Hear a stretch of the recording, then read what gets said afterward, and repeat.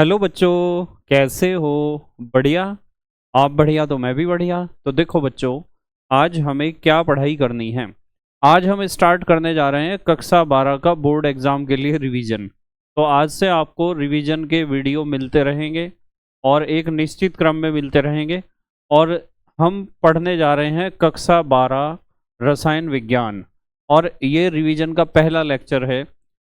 और आज हम डिस्कस करने जा रहे हैं टॉपर्स रिवीजन चार्ट। जो बच्चे बहुत बढ़िया तैयारी करते हैं, जिन्होंने अपना सिलेबस कंप्लीट कर लिया है और उन्हें रिवीजन करना है, तो रिवीजन के लिए आज हम डिस्कस करेंगे कि रिवीजन के लिए हर एक चैप्टर में किस किस चीज़ की बहुत ज़्यादा रिक्वायरमेंट है और आपको किस तरीके से अपना रिवीजन चार्ट बनाना चाहिए, जिससे हर एक यूनिट लगभग 5 मिनट में रिवाइज हो जाए और आपको पता चल जाए कि इस यूनिट में से कौन कौन से क्वेश्चन बहुत इंपॉर्टेंट हैं, कौन कौन से टॉपिक बहुत इंपॉर्टेंट है। तो यहाँ हमने लिख रखा है बोर्ड परीक्षा के लिए अति महत्वपूर्ण।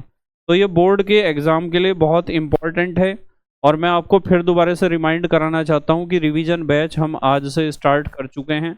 आपको सही समय पर सुबह को 6 बजे रोज़ वीडियो मिल जाया करेगा और आप उसे किसी भी समय देख सकते हो, जिससे आपका टाइम भी बच जाए और जो टाइम सुटेबल हो उस टाइम पर आप लेक्चर को देख सको। ठीक है बेटे।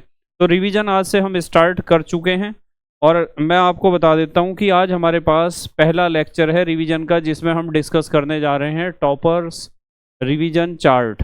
और जैसा कि आप देख पा रहे हैं, और यदि आपको थोड़ा सा प्रॉब्लम हो रही है विजिबिलिटी में, तो अपना वीडियो की क्वालिटी थोड़ी सी इंक्रीज़ कर लेना। वैसे मैं इंक्रीज़ कर दूंगा इसे, वैसे भी बड़ा साइज कर दूंगा। देखो ज़रा ध्यान से। तो हमारा जो सबसे पहला चैप्टर है वो है विलियन। सबसे पहला चैप्टर हमारा विलियन है।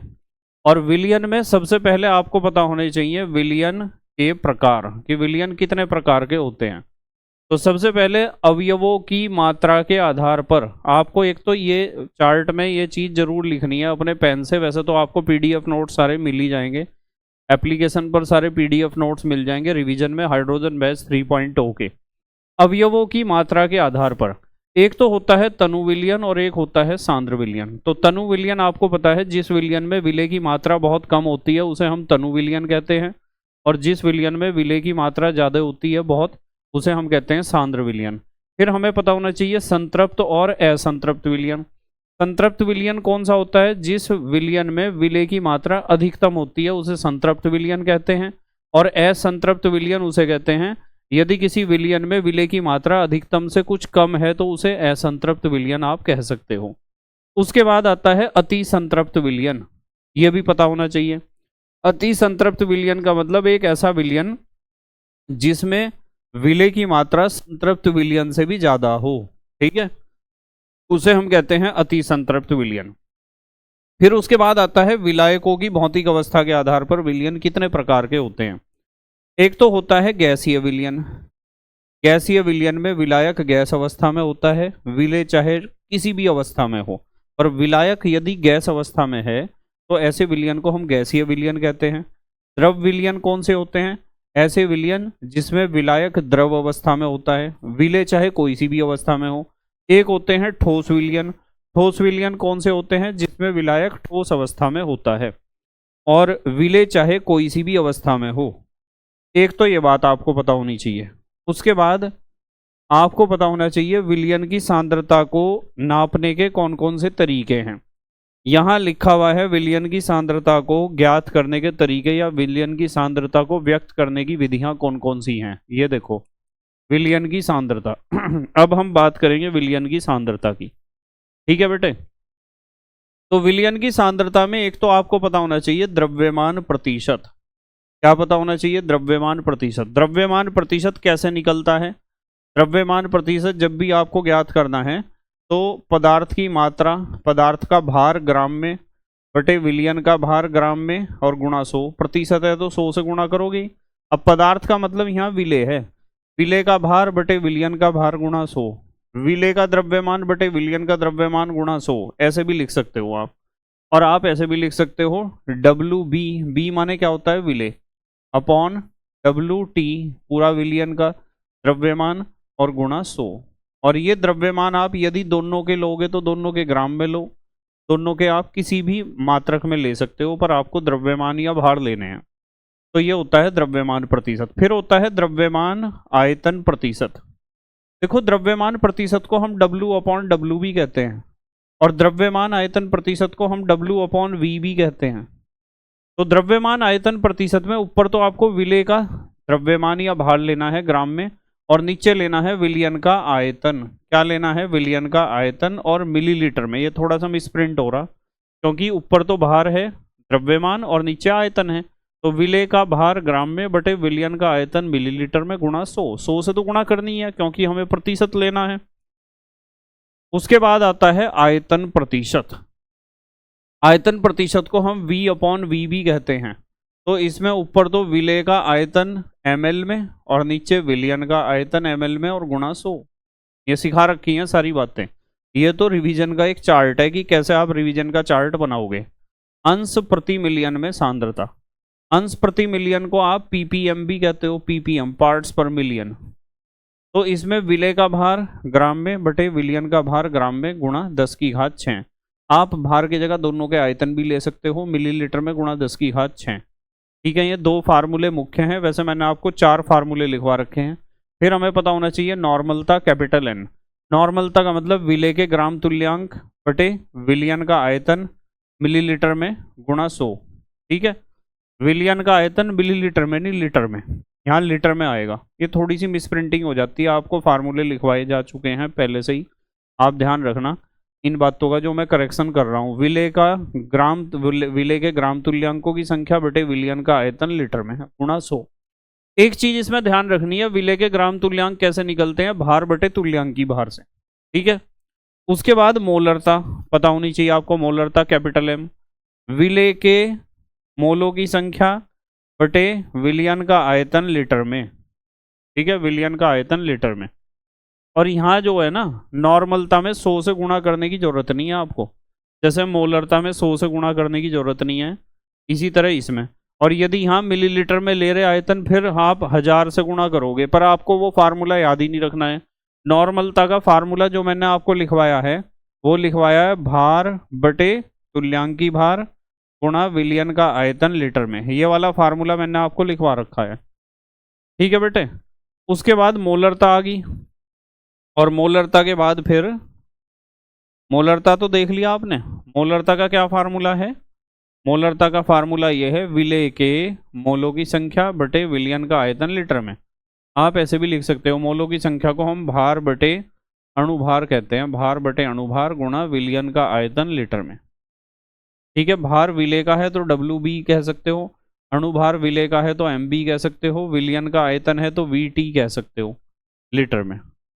फिर आती है मोललता। मोललता का मतलब विलेय के मोलों की संख्या बटे विलायक का भार किलोग्राम में। यहाँ विलायक का भार लिया जाता है किलोग्राम में मोललता में। मोल प्रभाज, किसी भी घटक का मोल प्रभाज निकालना हो, उसके मोल तो ऊपर लिखो और बटे में लिखो कुल मोल। तो ऐसे किसी भी घटक का मोल प्रभाज हम निकाल सकते हैं। तो इस चैप्टर में अभी तक हमने क्या क्या देखा है? एक तो देखा है विलयन के प्रकार, एक देखा है विलयन की सांद्रता, फिर अगली बात आती है विलेयता की। ठीक है, अगली बात आती है विलेयता की। चलो विलेयता के बारे में भी बात कर लेते हैं हम।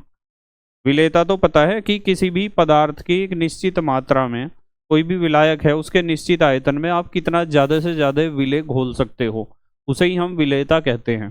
तो विलेयता का मतलब क्या होता है? विलेयता का मतलब होता है निश्चित ताप पर विलेय पदार्थ के मोलों की वह अधिकतम संख्या जो 1 लीटर विलयन में घुल सके, उस विलेय पदार्थ की विलेयता कहलाती है। ठोस की द्रव में विलेयता, एक आपको विलेयता की परिभाषा आनी चाहिए, और फिर ठोस की द्रव में विलेयता ये भी आनी चाहिए। सामान्यतः ताप में वृद्धि होने पर ठोसों की द्रव में विलेयता बढ़ जाती है। भाई ठोस पदार्थ की विलेयता ताप बढ़ने पर द्रव में बढ़ जाती है। और गैस की द्रव में विलेयता भी पढ़ रखी है आपने, ताप में वृद्धि होने पर गैस की द्रव में विलेयता घटती है। दिखाया था ना ये। अब आगे चलो, इसी में आपको पता होना चाहिए एक हेनरी का नियम। हेनरी का नियम भी पता होना चाहिए। स्थिर ताप पर किसी गैस की द्रव में विलेयता अथवा उपस्थित गैस के मोल भिन्न या मोल अंश या मोल प्रभाज गैस के आंशिक दाब के समानुपाती होता है। तो यहाँ लिख रखा है ρ = KH × X। यहाँ ये विलेयता है और ये विलेयता किसके समानुपाती है? के एच तो हेनरी कांस्टेंट है, एक्स है मोल प्रभाज। एक्स क्या है? मोल प्रभाज। तो हमने अब तक इसमें कितने पॉइंट सीख लिए? हमने पहले चैप्टर में एक तो विलयन के प्रकार सीख लिए, एक विलयन की सांद्रता व्यक्त करने के तरीके सीख लिए, एक हमने विलेयता सीख लिया, एक हमें पता होना चाहिए वांठाव गुणक।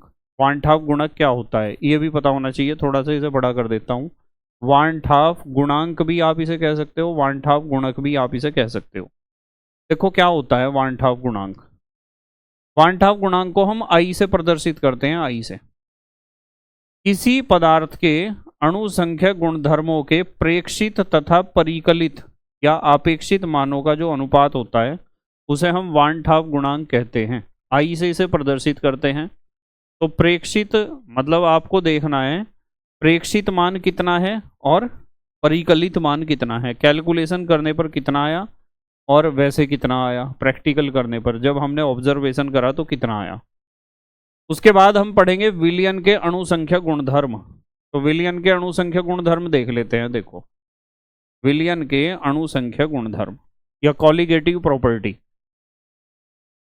तो अणु संख्या गुणधर्म आपने पढ़े हैं। ये विलयन में उपस्थित विलेय पदार्थ के कणों की संख्या पर निर्भर करते हैं। ये 4 प्रकार के होते हैं। देखो बिल्कुल शॉर्ट में लिखा हुआ है कि अणु संख्या गुणधर्म किसी भी विलयन के वे गुण होते हैं जो विलयन में उपस्थित कणों की संख्या पर निर्भर करते हैं। 4 प्रकार के होते हैं, जिनमें पहला है वाष्प दाब का अपेक्षिक अवनमन।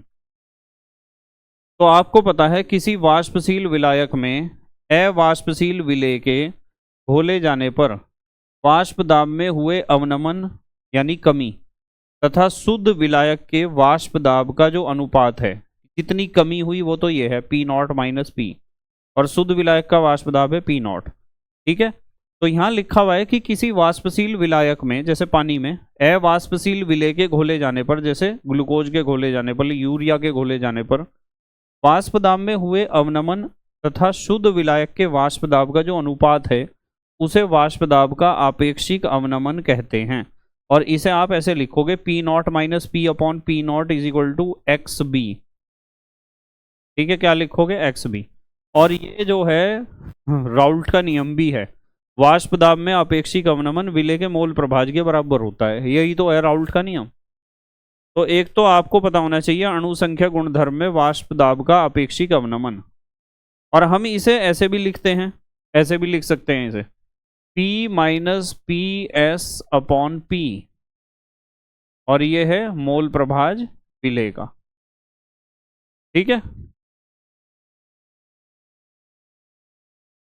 दूसरा अणु संख्या गुणधर्म है क्वथनांक में उन्नयन। क्वथनांक, जब आपके पास कोई भी विलायक है और आप उसमें अवाष्पशील विलेय को घोल दोगे तो उसका क्वथनांक बढ़ जाएगा। जैसे शुद्ध जल का क्वथनांक 100 डिग्री सी होता है, और यदि आपने उसमें शुद्ध जल में घोल दिया थोड़ा सा कोई भी अवाष्पशील पदार्थ जैसे चीनी या ग्लूकोज या यूरिया घोल दिया या नमक घोल दिया तो उसका क्वथनांक 100 डिग्री सी से बढ़ जाएगा, और इसे ही कहते हैं क्वथनांक में उन्नयन। और क्वथनांक में उन्नयन को हम ऐसे delta T B is equal to T minus T nought, T B minus T nought भी कह सकते हो आप। बी का मतलब यहाँ बॉइलिंग पॉइंट है। यदि आप बी नहीं लिखते तो कोई दिक्कत वाली बात नहीं है, बी नहीं लिखते।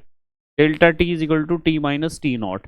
डेल्टा टी है क्वथनांक में कितनी वृद्धि हुई, टी है उसका क्वथनांक कितना हो गया है बढ़कर, और टी नॉट है उसका शुद्ध अवस्था में क्वथनांक कितना था। आप इसे ऐसे भी लिख सकते हो कि T B is equal to K B into small M, ये मोललता है। यानी कहने की बात यह है कि जो क्वथनांक में उन्नयन होता है वो मोललता के समानुपाती होता है। किसके समानुपाती? मोललता के। तो हम इस फार्मूले को भी यूज करते हैं, delta T is equal to K B W two, और यहाँ आएगा 1000 m2 इंटू W1। ठीक है। एक फार्मूला मैंने आपको याद कराया था, उसी फार्मूले का दूसरा रूप है। फार्मूला मैंने याद कराया था m इज इक्वल टू 1000 के W upon delta T into capital W। ये फार्मूला आप चाहे ऐसे आपने याद कर रखा होगा, चाहे आप ऐसे लिख लो या ऐसे। यदि क्वथनांक के उन्नयन की बात आती है तो यहाँ बी आ जाता है, यहाँ बी आ जाता है। और यदि हिमांक के अवनमन की बात आती है तो यहाँ F और यहाँ डेल्टा टी के नीचे भी F। यहाँ M तो है विलेय का, क्या है, विलेय का अणुभार जो आपने घोल रखा है किसी विलायक में। 1000 तो एक संख्या है, K है मोलल उन्नयन स्थिरांक, स्मॉल w है विलेय की मात्रा कितनी आपने घोल ली, डेल्टा टी है क्वथनांक कितना बढ़ चुका है, सामान्य से कितना बढ़ चुका है, कैपिटल W क्या है, कैपिटल W है विलायक का भार या द्रव्यमान, आपने पानी कितना लिया था, कितना आपने पानी या विलायक लिया था इतना आपने उसमें पदार्थ को घोला है। ठीक है, तो ये ऐसे लिख लो या ऐसे लिख लो। इसी तरीके से जो अगला अणुसंख्या गुणधर्म हमें पढ़ना है वो है हिमांक में अवनमन। बिल्कुल ऐसा ही है ये भी। हिमांक में अवनमन, आपके पास कोई शुद्ध विलायक है, उसमें आप वाष्पशील विलेय को घोल दो तो उसका हिमांक घट जाएगा। यदि शुद्ध जल 0 डिग्री सी पर, उसका हिमांक 0 डिग्री सी होता है शुद्ध जल का, आपको पता है, वो 0 डिग्री सी पर जमता है, यानी वो बर्फ में बदल जाता है। यदि आपने उसमें चीनी नमक वगैरह घोल दिया, कणों की संख्या बढ़ा दी, तो अब वो 0 डिग्री सी पर नहीं जमेगा, अब वो 0 डिग्री सी से भी कम ताप पर जमेगा, यानी उसके हिमांक में और कमी आ जाएगी, वो माइनस में जमेगा जाकर। तो delta T is equal to T nought minus T, आप ऐसे लिख सकते हो। और delta T is equal to K F into M. यहाँ के एफ जो ये एफ लिखा हुआ है, एफ एफ एफ, ये एफ का मतलब क्या है, एफ का मतलब है फ्रीजिंग, जमना, ठीक है, या हिमायन। एम यहाँ क्या है, मोललता है। मतलब चाहे आप हिमांक में अवनमन की बात करो और चाहे आप क्वथनांक में उन्नयन की बात करो, जब हिमांक की बात करते हैं तो हम यहाँ F लिख देते हैं और जब क्वथनांक की बात करते हैं तो B लिख देते हैं दोनों एक जैसी चीज। ये दोनों समानुपाती होते हैं मोललता के, क्योंकि मोललता से पता चलता है कि आपने उस अवाष्पशील पदार्थ की कितनी मात्रा घोल दी है।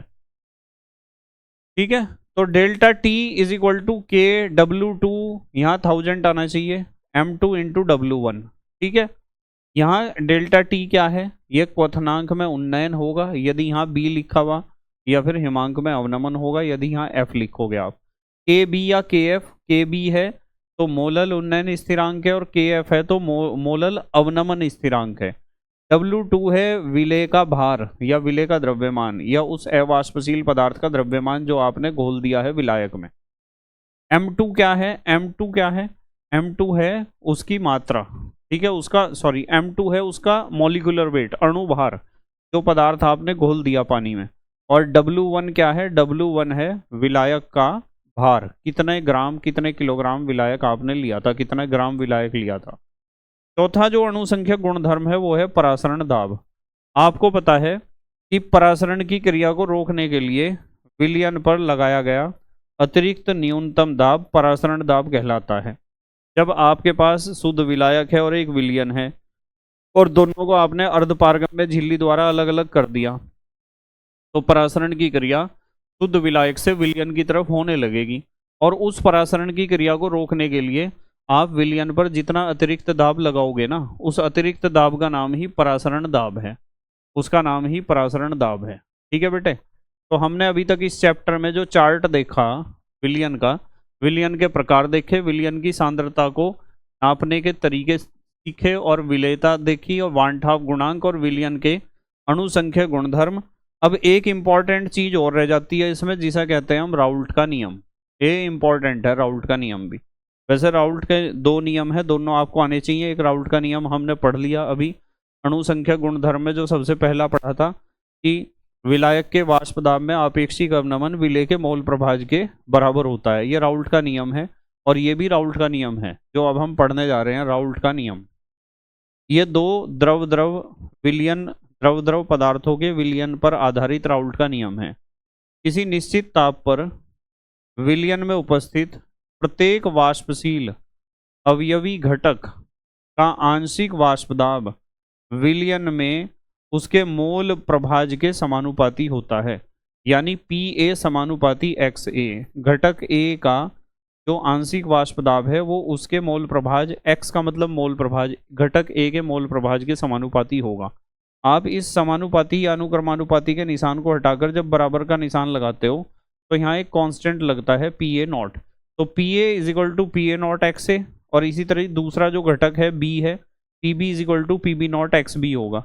और आप कह सकते हो कि जब आप कुल वाष्प दाब निकाल लोगे, पीटी टोटल कुल वाष्प दाब निकाल लोगे, तो आप उसमें P A plus P B को जोड़ोगे ना।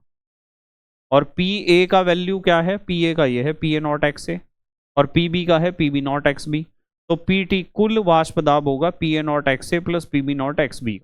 ये तो पी ए की वैल्यू रखी हमने और ये रखी पी बी की वैल्यू। ठीक है, तो ये होता है राउल्ट का नियम। अगली बात, अच्छा इसी में ही एक चीज और भी है, आदर्श विलयन तथा अनादर्श विलयन। वे विलयन जो सांद्रता व ताप की विस्तृत परासों में राउल्ट के नियम का पालन करते हैं, आदर्श विलयन कहलाते हैं। आदर्श विलयन के लिए P is equal to P A plus P B होता है। आदर्श विलयन के लिए डेल्टा H मिश्रण 0 होता है, यानी एंथैल्पी परिवर्तन 0। आदर्श विलयन के लिए डेल्टा V मिश्रण भी 0 होता है। ये बातें ध्यान रखनी है आपको। और वे विलयन जो राउल्ट के नियम का पालन नहीं करते हैं, अनादर्श विलयन कहलाते हैं। इनके लिए P nought equals to P A plus P B होता है। डेल्टा H मिश्रण बराबर नहीं होता 0 के, और डेल्टा V मिश्रण भी बराबर नहीं होता है 0 के। अब बाकी इनका धनात्मक और ऋणात्मक विचलन भी आपको पता होना चाहिए राउल्ट के नियम का। तो जो बच्चे इंटेलिजेंट हैं वे जब रिवीजन करेंगे तो उनका रिवीजन का चार्ट है ये पहले चैप्टर का, कि विलियन वाले चैप्टर का जब रिवीजन करोगे तो आपको ये चीज़ें आनी चाहिए।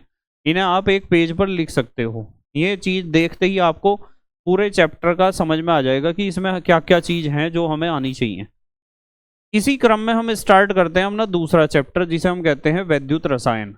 ठीक है, वैद्युत रसायन जब आप पढ़ने जाओगे तो आपको क्या क्या चीज़ें पता होनी चाहिए। आपके पास जो चार्ट टेबल के सामने जो भी आपके जगह है चार्ट लगाने की, तो वैद्युत रसायन में क्या क्या चीज़ें आपके चार्ट में लिखी होनी चाहिए जो तुरंत आप देखकर पहचान लो कि हमें इस चैप्टर में आखिरकार करना क्या क्या है। विद्युत रसायन में इस चैप्टर में आपको सबसे पहले तो पता होना चाहिए विद्युत अपघटनी विलयनों का चालकत्व। विद्युत अपघटनी विलयनों का चालकत्व या केवल चालकत्व भी इसे कहते हैं। किसी विद्युत अपघटनी विलयन में विद्युत धारा को प्रवाहित करने की क्षमता उसका विद्युत अपघटनी चालकत्व कहलाती है। विद्युत अपघटनी चालकत्व को हम C या G से भी कर देते हैं कभी कभी। ये समानुपाती है 1 बटे प्रतिरोध के, यानी प्रतिरोध का जो व्युत्क्रम है उसे हम चालकत्व कहते हैं। अब इसी क्रम में आपको पता चल गया किसी विद्युत अपघटक के जलीय विलयन का जो प्रतिरोध होता है उस प्रतिरोध के व्युत्क्रम को हम चालकत्व कहते हैं या कंडक्टेंस कहते हैं। C से इसे डिनोट करते हैं, कभी कभी G से भी कर देते हैं। हमें पता होना चाहिए विशिष्ट चालकत्व, जिसका दूसरा नाम चालकता भी है। इसे हम प्रदर्शित करते हैं कप्पा से। यह होता है 1/ρ के बराबर। ρ क्या है, प्रतिरोधकता या विशिष्ट प्रतिरोध। और आप इसे ऐसे भी लिख सकते हो 1/r इंटू L/A। एक पता होना चाहिए विशिष्ट चालकत्व का मात्रक होता है साइमन सेंटीमीटर इनवर्स। फिर एक होता है तुल्यांकी चालकत्व लैम्डा EQ, इक्विवेलेंट कंडक्टिविटी। इसका फार्मूला होता है कप्पा 1000/n। इन्होंने हर जगह 100 ही लिख रखा 1000 की जगह, कप्पा 1000/n। और इसका मात्रक होता है साइमन मीटर स्क्वायर। फिर होता है मोलर चालकता lambda M, molar conductivity. Kappa 1000/m हो जाएगा क्योंकि मोलर है और वो तुल्यांकी है तो नॉर्मलता वहाँ है, यहाँ मोलरता है। इसका मात्रक होता है Simon centimetre square mole inverse. ठीक है, Simon centimetre square mole inverse. चलें आगे। एक पता होना चाहिए प्रबल वैद्युत अपघटकों के लिए मोलर चालकता का मान तनुता के साथ धीरे धीरे बढ़ता है। ये बहुत इंपॉर्टेंट पॉइंट है। जितने भी प्रबल विद्युत अपघटक हैं उनके लिए मोलर चालकता का मान तनुता बढ़ने के साथ साथ धीरे धीरे बढ़ता है और बहुत कम बढ़ता है। इसे डिबाई हकल ऑन-सागर समीकरण द्वारा दर्शाया जा सकता है, जिसे कहते हैं lambda M is equal to lambda M0 minus AC⁻1/2। आप इसे लिख सकते हो। वैसे आपको ये कॉन्सेप्ट मैंने बहुत बढ़िया तरीके से समझा रखा है। उसके बाद दुर्बल वैद्युत अपघटकों के लिए मोलर चालकता का मान कोलराउस नियम की सहायता से ज्ञात किया जाता है। और ये कोलराउस नियम आपको पता ही है क्या होता है, lambda M infinitive is equal to N positive lambda infinitive plus N negative lambda infinitive. Kohlrausch नियम अपने आप में एक इंपॉर्टेंट क्वेश्चन है जिसे हम अभी डिस्कस करने वाले हैं। फिर दोबारा से लो आ गया है, तो कोलराउस नियम पहले ही आ गया याद करते ही। तो एक हमें पता होना चाहिए इस चैप्टर में कोलराउस नियम, ये है कोलराउस नियम, ये भी आपको जरूर पता होना चाहिए हर एक हालत में। कोलराउस नियम क्या होता है, क्या होता है कोलराउस नियम? एक विद्युत अपघटय की अनंत तनुता पर मोलर चालकता उसके धनायन और ऋणायन के अलग अलग योगदान के योग के बराबर होती है। मतलब किसी विद्युत अपघटय की अनंत तनुता पर जब कुल मोलर चालकता आप देखोगे तो धनायन की और ऋणायन की मोलर चालकताओं के योग के बराबर होगी। वो धनायन और ऋणायन दोनों की मोलर चालकताओं के योग के बराबर होगी। तो कोलराउस नियम के अनुप्रयोग, ये जो फार्मूला हमने अभी पढ़ा था वो कोलराउस नियम का ही था। तो कोलराउस नियम के अनुप्रयोग क्या क्या होते हैं देखो। पहला अनुप्रयोग तो यही है, किसी भी वैद्युत अपघटय के आयनों के चालकता के मानों से मोलर चालकता का परिकलन करना।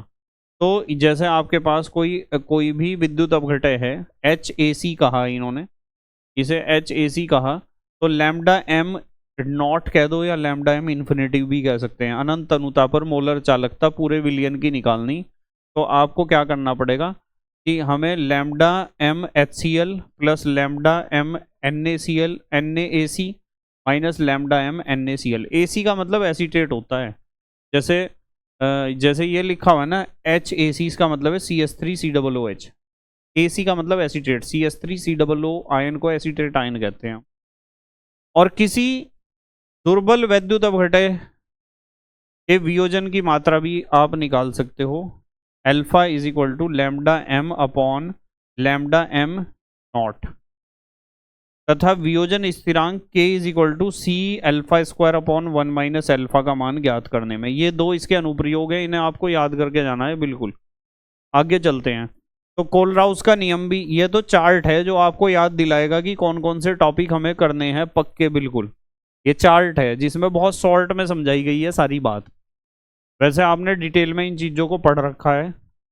चलो आ जाओ। एक आपको पता होनी चाहिए बैटरियाँ। बैटरियाँ तो आपको पता है, इनमें एक या एक से अधिक सेल श्रेणीबद्ध रहते हैं। जब दो या दो से अधिक सेलों को एक साथ हम मिलाकर प्रयोग करते हैं तो उसे ही हम बैटरी कहते हैं। मुख्यतः गैल्वनी सेल जो रेडॉक्स अभिक्रिया की रासायनिक ऊर्जा को विद्युत ऊर्जा में बदल देती है। ये तीन प्रकार के होते हैं बैटरियाँ। प्राथमिक सेल, प्राथमिक बैटरी, द्वितीयक बैटरी जिसे संचायक सेल भी कहते हैं, और ईंधन सेल, हाइड्रोजन ऑक्सीजन ईंधन सेल। आपने नाम सुना ही होगा हाइड्रोजन ऑक्सीजन ईंधन सेल का। ईंधन सेल, ये सारी बातें पढ़ेंगे। पहले हम इधर जो है ये पढ़ लेते हैं, विद्युत रासायनिक सेल या डेनियल सेल। विद्युत रासायनिक सेल या डेनियल सेल पढ़ते हैं पहले। विद्युत रासायनिक सेल या डेनियल सेल दिखाई दे रहा होगा आपको, ये लिखा हुआ है विद्युत रासायनिक सेल या डेनियल सेल। इस सेल में रेडॉक्स अभिक्रिया में उत्सर्जित रासायनिक ऊर्जा विद्युत ऊर्जा में परिवर्तित होती है। तो Zn plus Cu double positive is equal to Zn double positive plus Cu। मतलब कोई पूछता है विद्युत रासायनिक सेल या डेनियल सेल का मतलब क्या है, तो आपको बता देना कि रासायनिक ऊर्जा को विद्युत ऊर्जा में बदलने का काम करता है ये। और इस चीज़ को ध्यान से समझ लेना कि आज जो है मैं पूरे सिलेबस का आपको सिर्फ चार्ट बनवाऊंगा ऐसा, और उसे थोड़ा थोड़ा सा समझाऊंगा। और हम जो है कल से बिल्कुल जीरो लेवल से स्टार्ट करेंगे अपना रिवीजन कल से, ध्यान रखना। पर इस चीज़ को समझना जरूरी है कि हाँ भाई, जब हम अपने स्टडी टेबल के ऊपर बैठे हुए हैं तो हमारे पास हर एक चैप्टर का चार्ट होना चाहिए कि इस चैप्टर में क्या क्या चीज़ है, इस चैप्टर में कौन कौन से टॉपिक हैं। ये रिवीजन चार्ट है जो हम डिस्कस कर रहे हैं इस समय। तो अब विद्युत रासायनिक सेल या डेनियल सेल में आपने एक समीकरण देखा, Zn plus Cu double positive is equal to Zn double positive plus Cu। इस सेल को गैल्वनिक या वोल्टीय सेल भी कहते हैं। और E nought cell is equal to E nought cathode minus E nought anode. ये भी मैंने आपको बताया है कि E नॉट सेल का विद्युत वाहक बल निकालना है, तो कैथोड का विभव माइनस एनोड का विभव। SHE यानी स्टैंडर्ड हाइड्रोजन इलेक्ट्रोड, मानक हाइड्रोजन इलेक्ट्रोड के लिए E नॉट सेल हमेशा 0 होता है। जो आपका मानक हाइड्रोजन इलेक्ट्रोड है उसका विद्युत वाहक बल हम कितना मानते हैं, 0 वोल्ट। गैल्वनिक सेल का निरूपण हम कैसे करते हैं, ये सारी बहुत काम की बातें हैं बेटे, शॉर्ट में लिखी हुई हैं चार्ट की तरह। तो यदि गैल्वेनिक सेल का निरूपण आपको करना है तो जेड एन डबल पॉजिटिव लवण सेतु Cu double positive oblique Cu। Nernst समीकरण सेल से रिलेटेड है। मान लो आपके पास ऐसी अभिक्रिया है Mn positive plus n electron is equal to m solid. Mn positive यानी एक धातु है, धनायन है उसका, उसमें कुछ इलेक्ट्रॉन जुड़े और धातु बन गया। तो ऐसी अभिक्रिया के लिए नर्स समीकरण होता है E cell is equal to E not cell minus 2.303 RT upon NF log 1 upon concentration of Mn positive. और यदि कोई ऐसी अभिक्रिया है A plus B B is equal to C C plus D D, इसके लिए नर्स्ट समीकरण बनानी है तो E cell is equal to E not cell minus 2.303 RT upon NF log concentration of C D A B, ठीक है, जिसे आप कहते हो केसी। केसी का मतलब साम्य स्थिरांक, तो आप इसे साम्य स्थिरांक यानी केसी भी कह सकते हो। जैसे आप इसी फार्मूले को इतना लिखने की बजाय इसकी जगह आप केसी लिख सकते हो। क्या लिख सकते हो? केसी। ये साम्य स्थिरांक का ही तो फार्मूला है। तो इसके साम्य पर ई सेल 0 हो जाता है। जब ई सेल 0 हो जाता है तो हमारा जो ई नॉट है वो इधर चला जाएगा माइनस में, और माइनस से माइनस कैंसिल हो जाएगा, तो ई नॉट सेल हो जाता है 2.303 RT upon NF log KC। और एक ये फार्मूला ध्यान रखना है आपको, इसके ऊपर भी न्यूमेरिकल आ जाता है, delta R G nought is equal to minus NF E not cell, ठीक है, ई नॉट सेल है ये। उसके बाद आते हैं हम ईंधन सेल के बारे में तो नहीं बात करी अभी, चलो ईंधन सेल की बात करते हैं। थोड़ा सा ईंधन सेल भी इस चैप्टर में इंपॉर्टेंट है। ईंधन सेल एनोड एवं कैथोड सूक्ष्म विभाजित प्लेटिनम या पैलेडियम युक्त सैरंध्र कार्बन के बने होते हैं। ये हाइड्रोजन ऑक्सीजन ईंधन सेल की बात करी जा रही है।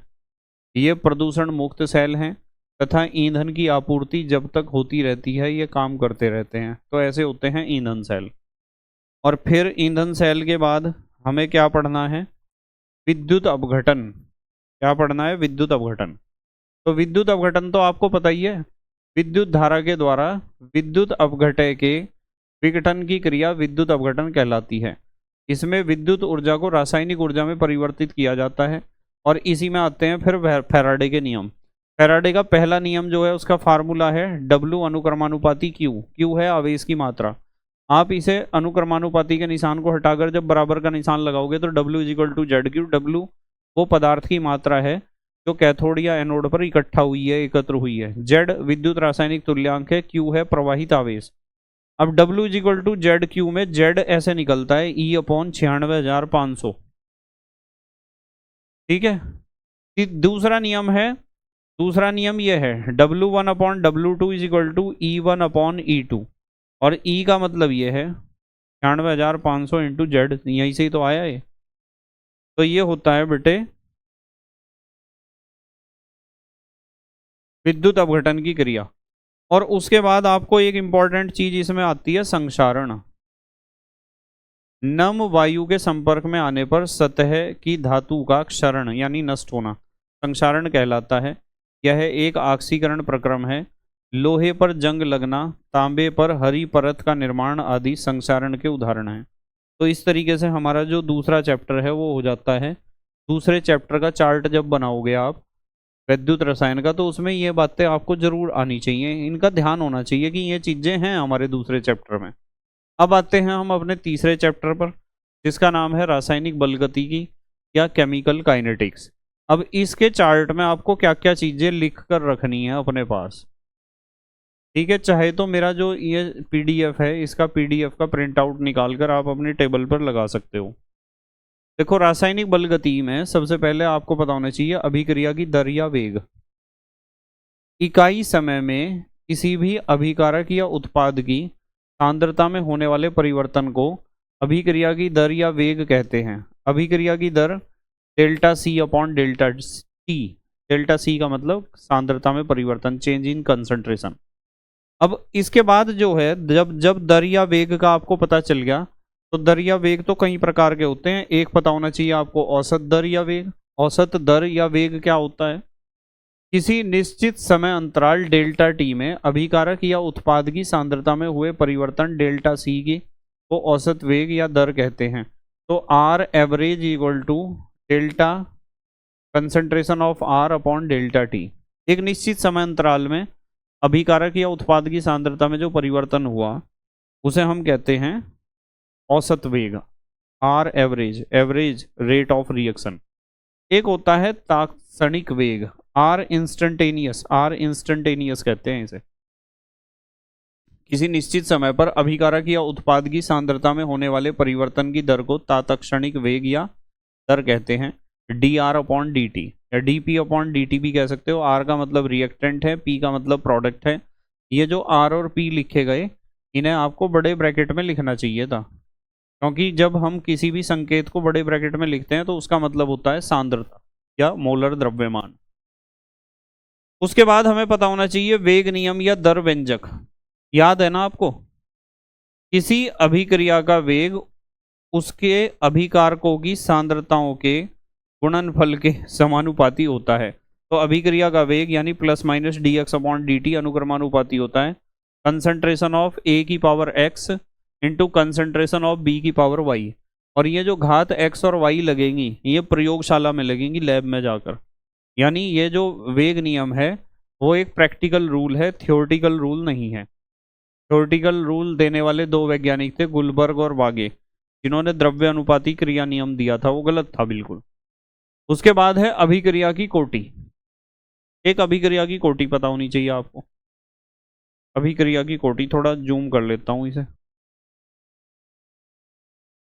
अभिक्रिया की कोटि या ऑर्डर ऑफ ए रिएक्शन क्या होती है? अभिक्रिया की कोटि पता है ना आपको? किसी अभिक्रिया की कुल कोटि वेग नियम में, जो वेग नियम हमने बनाया है ये वेग नियम है देखो, तो ये जो अभिकारकों की सांद्रताओं की घात लगी हुई ना, इनका योगफल ही होता है अभिक्रिया की कोटि।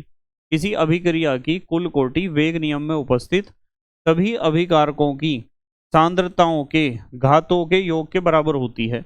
इसका मान शून्य, ऋणात्मक, धनात्मक अथवा भिन्नात्मक हो सकता है। जैसे एक अभिक्रिया है हमारे पास Na plus M B is equal to उत्पाद। इसके लिए जब हमने वेग नियम निकाला तो बना वेग इज इक्वल टू के, ए के कंसंट्रेशन की पावर एक्स और बी के कंसंट्रेशन की पावर वाई। देखो यहाँ एन और एम लिखा हुआ, यहाँ पावर हमने अलग लगाई एक्स और वाई। तो अभिक्रिया की कुल कोटि हो जाएगी अभिकारकों की सांद्रताओं की घातों का योग एक्स प्लस वाई। ये अभिक्रिया की कोटि है। ये जो एक्स और वाई के मान है ना, ये एन और एम के बराबर भी हो सकते हैं, इसके समान भी हो सकते हैं और अलग अलग भी हो सकते हैं। वो अभिक्रिया की प्रकृति पर निर्भर करता है। एक हमें पता होना चाहिए अभिक्रिया वेग की ताप पर निर्भरता। किसी अभिक्रिया में 10 डिग्री सी का ताप वृद्धि से वेग स्थिरांक में लगभग दुगनी वृद्धि हो जाती है। भाई जिस बच्चे ने अपना सिलेबस कंप्लीट किया हुआ है, जिस बच्चे का सिलेबस कंप्लीट है उसे तो ये लेक्चर बहुत अच्छा लग रहा होगा, उसे फटाफट में सारी बातें रिमाइंड हो रही होंगी जो हमने पढ़ी थी थ्रू आउट द सिलेबस। तो इसलिए अच्छा रिवीजन उसी बच्चे को लगता है जिसने अपना सिलेबस एक बार कंप्लीट कर लिया। आपको सिखा रखा है कि नॉर्मली वैज्ञानिकों ने प्रयोगों के आधार पर इस बात को देखा है कि यदि ताप दुगना कर दिया, यदि ताप 10 डिग्री सी बढ़ा दिया जाए किसी भी अभिक्रिया का, तो उसका वेग जस्ट लगभग डबल हो जाता है, दुगना हो जाता है उसका वेग। और वेग डबल हो गया तो वेग स्थिरांक भी डबल हो जाएगा। फिर एक आर्हेनियस समीकरण पता होनी चाहिए आपको, K इज इक्वल टू ए ई की power E A upon R T. इस समीकरण से आर्हेनियस ने बताया था कि ताप बढ़ाने पर अभिक्रिया का वेग किस प्रकार बढ़ जाता है। Log K is equal to log A minus E A upon 2.303 R T. और दो भिन्न तापों पर जब आप चलते हो log K2 upon K1 is equal to E A upon 2.303 T2 minus T1 upon T1 T2। इसका भी हम प्रयोग करते हैं। तो अभी तक हमने ये जो हमारा तीसरा चैप्टर था रासायनिक बलगति की, इसमें अभिक्रिया की दर और वेग पढ़ लिया और अभिक्रिया की कोटि पढ़ ली, ठीक है। उसके बाद हमें पढ़ना है, उसके बाद हमें एक काम करते हैं, पहले उसे पढ़ेंगे उधर से या इसे ही पढ़ लें पहले? चलो इसे ही पढ़ते हैं, कोटि से संबंधित है वो टॉपिक हालांकि, पर इसे पढ़ लेते हैं। देखो एक आपको पता होना चाहिए रासायनिक अभिक्रियाओं के प्रकार। एक तो होती हैं तीव्र अभिक्रियाएं। तीव्र अभिक्रियाएं कौन सी होती हैं आपको पता ही है। वे रासायनिक अभिक्रियाएं जो अति शीघ्रता से संपन्न हो जाती हैं तीव्र अभिक्रियाएं कहलाती हैं और इनका वेग हम ज्ञात नहीं कर सकते। एक होती है मंद अभिक्रियाएं। वे रासायनिक अभिक्रियाएं जो तीव्र अभिक्रियाओं से कम एवं अति मंद अभिक्रियाओं से अधिक वेग से संपन्न होती हैं, मंद अभिक्रियाएं कहलाती हैं और इनका वेग हम ज्ञात कर सकते हैं और इस चैप्टर में हम ऐसी अभिक्रियाओं का ही अध्ययन करते हैं। एक होती हैं अति मंद अभिक्रियाएं। वे रासायनिक अभिक्रियाएं जो अत्यधिक मंद वेग से संपन्न होती हैं अति मंद अभिक्रियाएं कहलाती हैं और इनका वेग भी हम ज्ञात नहीं कर सकते। ठीक है, बहुत डिटेल में आपको पढ़ा रखा है। फिर पता होना चाहिए वेग स्थिरांक। शून्य कोटि की अभिक्रिया के लिए जब वेग स्थिरांक आप निकालते हो k is equal to R zero minus R upon T. ठीक है, आर की जगह ए भी लिख सकते हो और रिएक्टेंट कह दो या ए कह दो। प्रारंभिक सांद्रता माइनस अंतिम सांद्रता अपॉन टी शून्य कोटि की अभिक्रिया के लिए ऐसे निकलता है। अब यदि आपके पास प्रथम कोटि की अभिक्रिया है तो प्रथम कोटि की अभिक्रिया के लिए k is equal to 2.303 upon T log प्रारंभिक सांद्रता बटे अंतिम सांद्रता। ठीक है, आर जीरो अपॉन आर कह सकते हो आप, ए जीरो अपॉन ए भी कह सकते हो। यदि गैसीय अभिक्रिया है तो गैसीय अभिक्रिया की जगह यहाँ सांद्रता की जगह दाब आ जाएगा, पी आई इनिशियल प्रेशर यानी प्रारंभिक दाब बटे अंतिम दाब लिख दो, बस यहाँ लिख दो अंतिम दाब। उसके बाद आगे है अभिक्रिया वेग को प्रभावित करने वाले कारक, ताप, अभिकारकों की सांद्रता, अभिकारक का पृष्ठीय क्षेत्रफल, सारे पढ़ा रखे। ताप बढ़ने पर अभिक्रिया का वेग बढ़ जाता है, आर्हीनियस ने भी बताया था। अभिकारकों की सांद्रता बढ़ने पर वेग बढ़ जाता है। अभिकारक का पृष्ठीय क्षेत्रफल, यदि ठोस अभिकारक है तो पृष्ठीय क्षेत्रफल बढ़ने से अभिक्रिया का वेग बढ़ जाएगा। माध्यम की प्रकृति पर भी निर्भर करेगा कि माध्यम हमारा ध्रुवीय है या अध्रुवीय है। ताप भी प्रभावित करेगा अभिक्रिया के वेग को, उत्प्रेरक भी, और विकिरण का प्रभाव भी कुछ रासायनिक अभिक्रियाओं के वेग पर पड़ता है। ठीक है, उसके बाद हम डिस्कस करेंगे विभिन्न कोटि की अभिक्रियाएं। हालांकि इसे पहले पढ़ना चाहिए था, इसे बाद में, पर ये तो रिवीजन है, इसमें तो आगे पीछे हो सकता है, कोई दिक्कत नहीं है। तो विभिन्न कोटि की अभिक्रियाएं।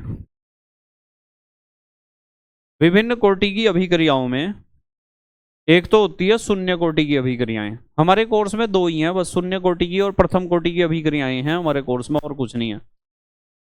वे अभिक्रियाएं जिनमें अभिक्रिया का वेग अभिकारक की सांद्रता के गुणनफल की शून्य घात के समानुपाती होता है, शून्य कोटि की अभिक्रियाएं कहलाती हैं।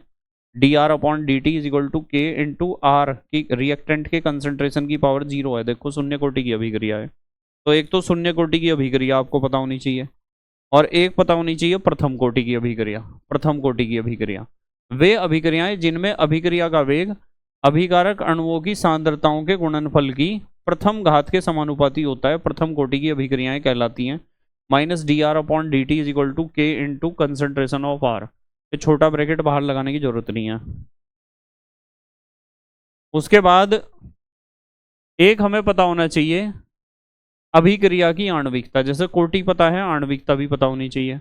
किसी अभिक्रिया की संतुलित रासायनिक समीकरण द्वारा व्यक्त प्रत्येक प्राथमिक पद में यानी सरल अभिक्रिया में भाग लेने वाले अभिकारक अणुओं की कुल संख्या अभिक्रिया की आणविकता कहलाती है। छद्म प्रथम कोटि की अभिक्रिया भी पता होनी चाहिए, जिसे आप आभासी एक अणु का अभिक्रिया भी कहते हो।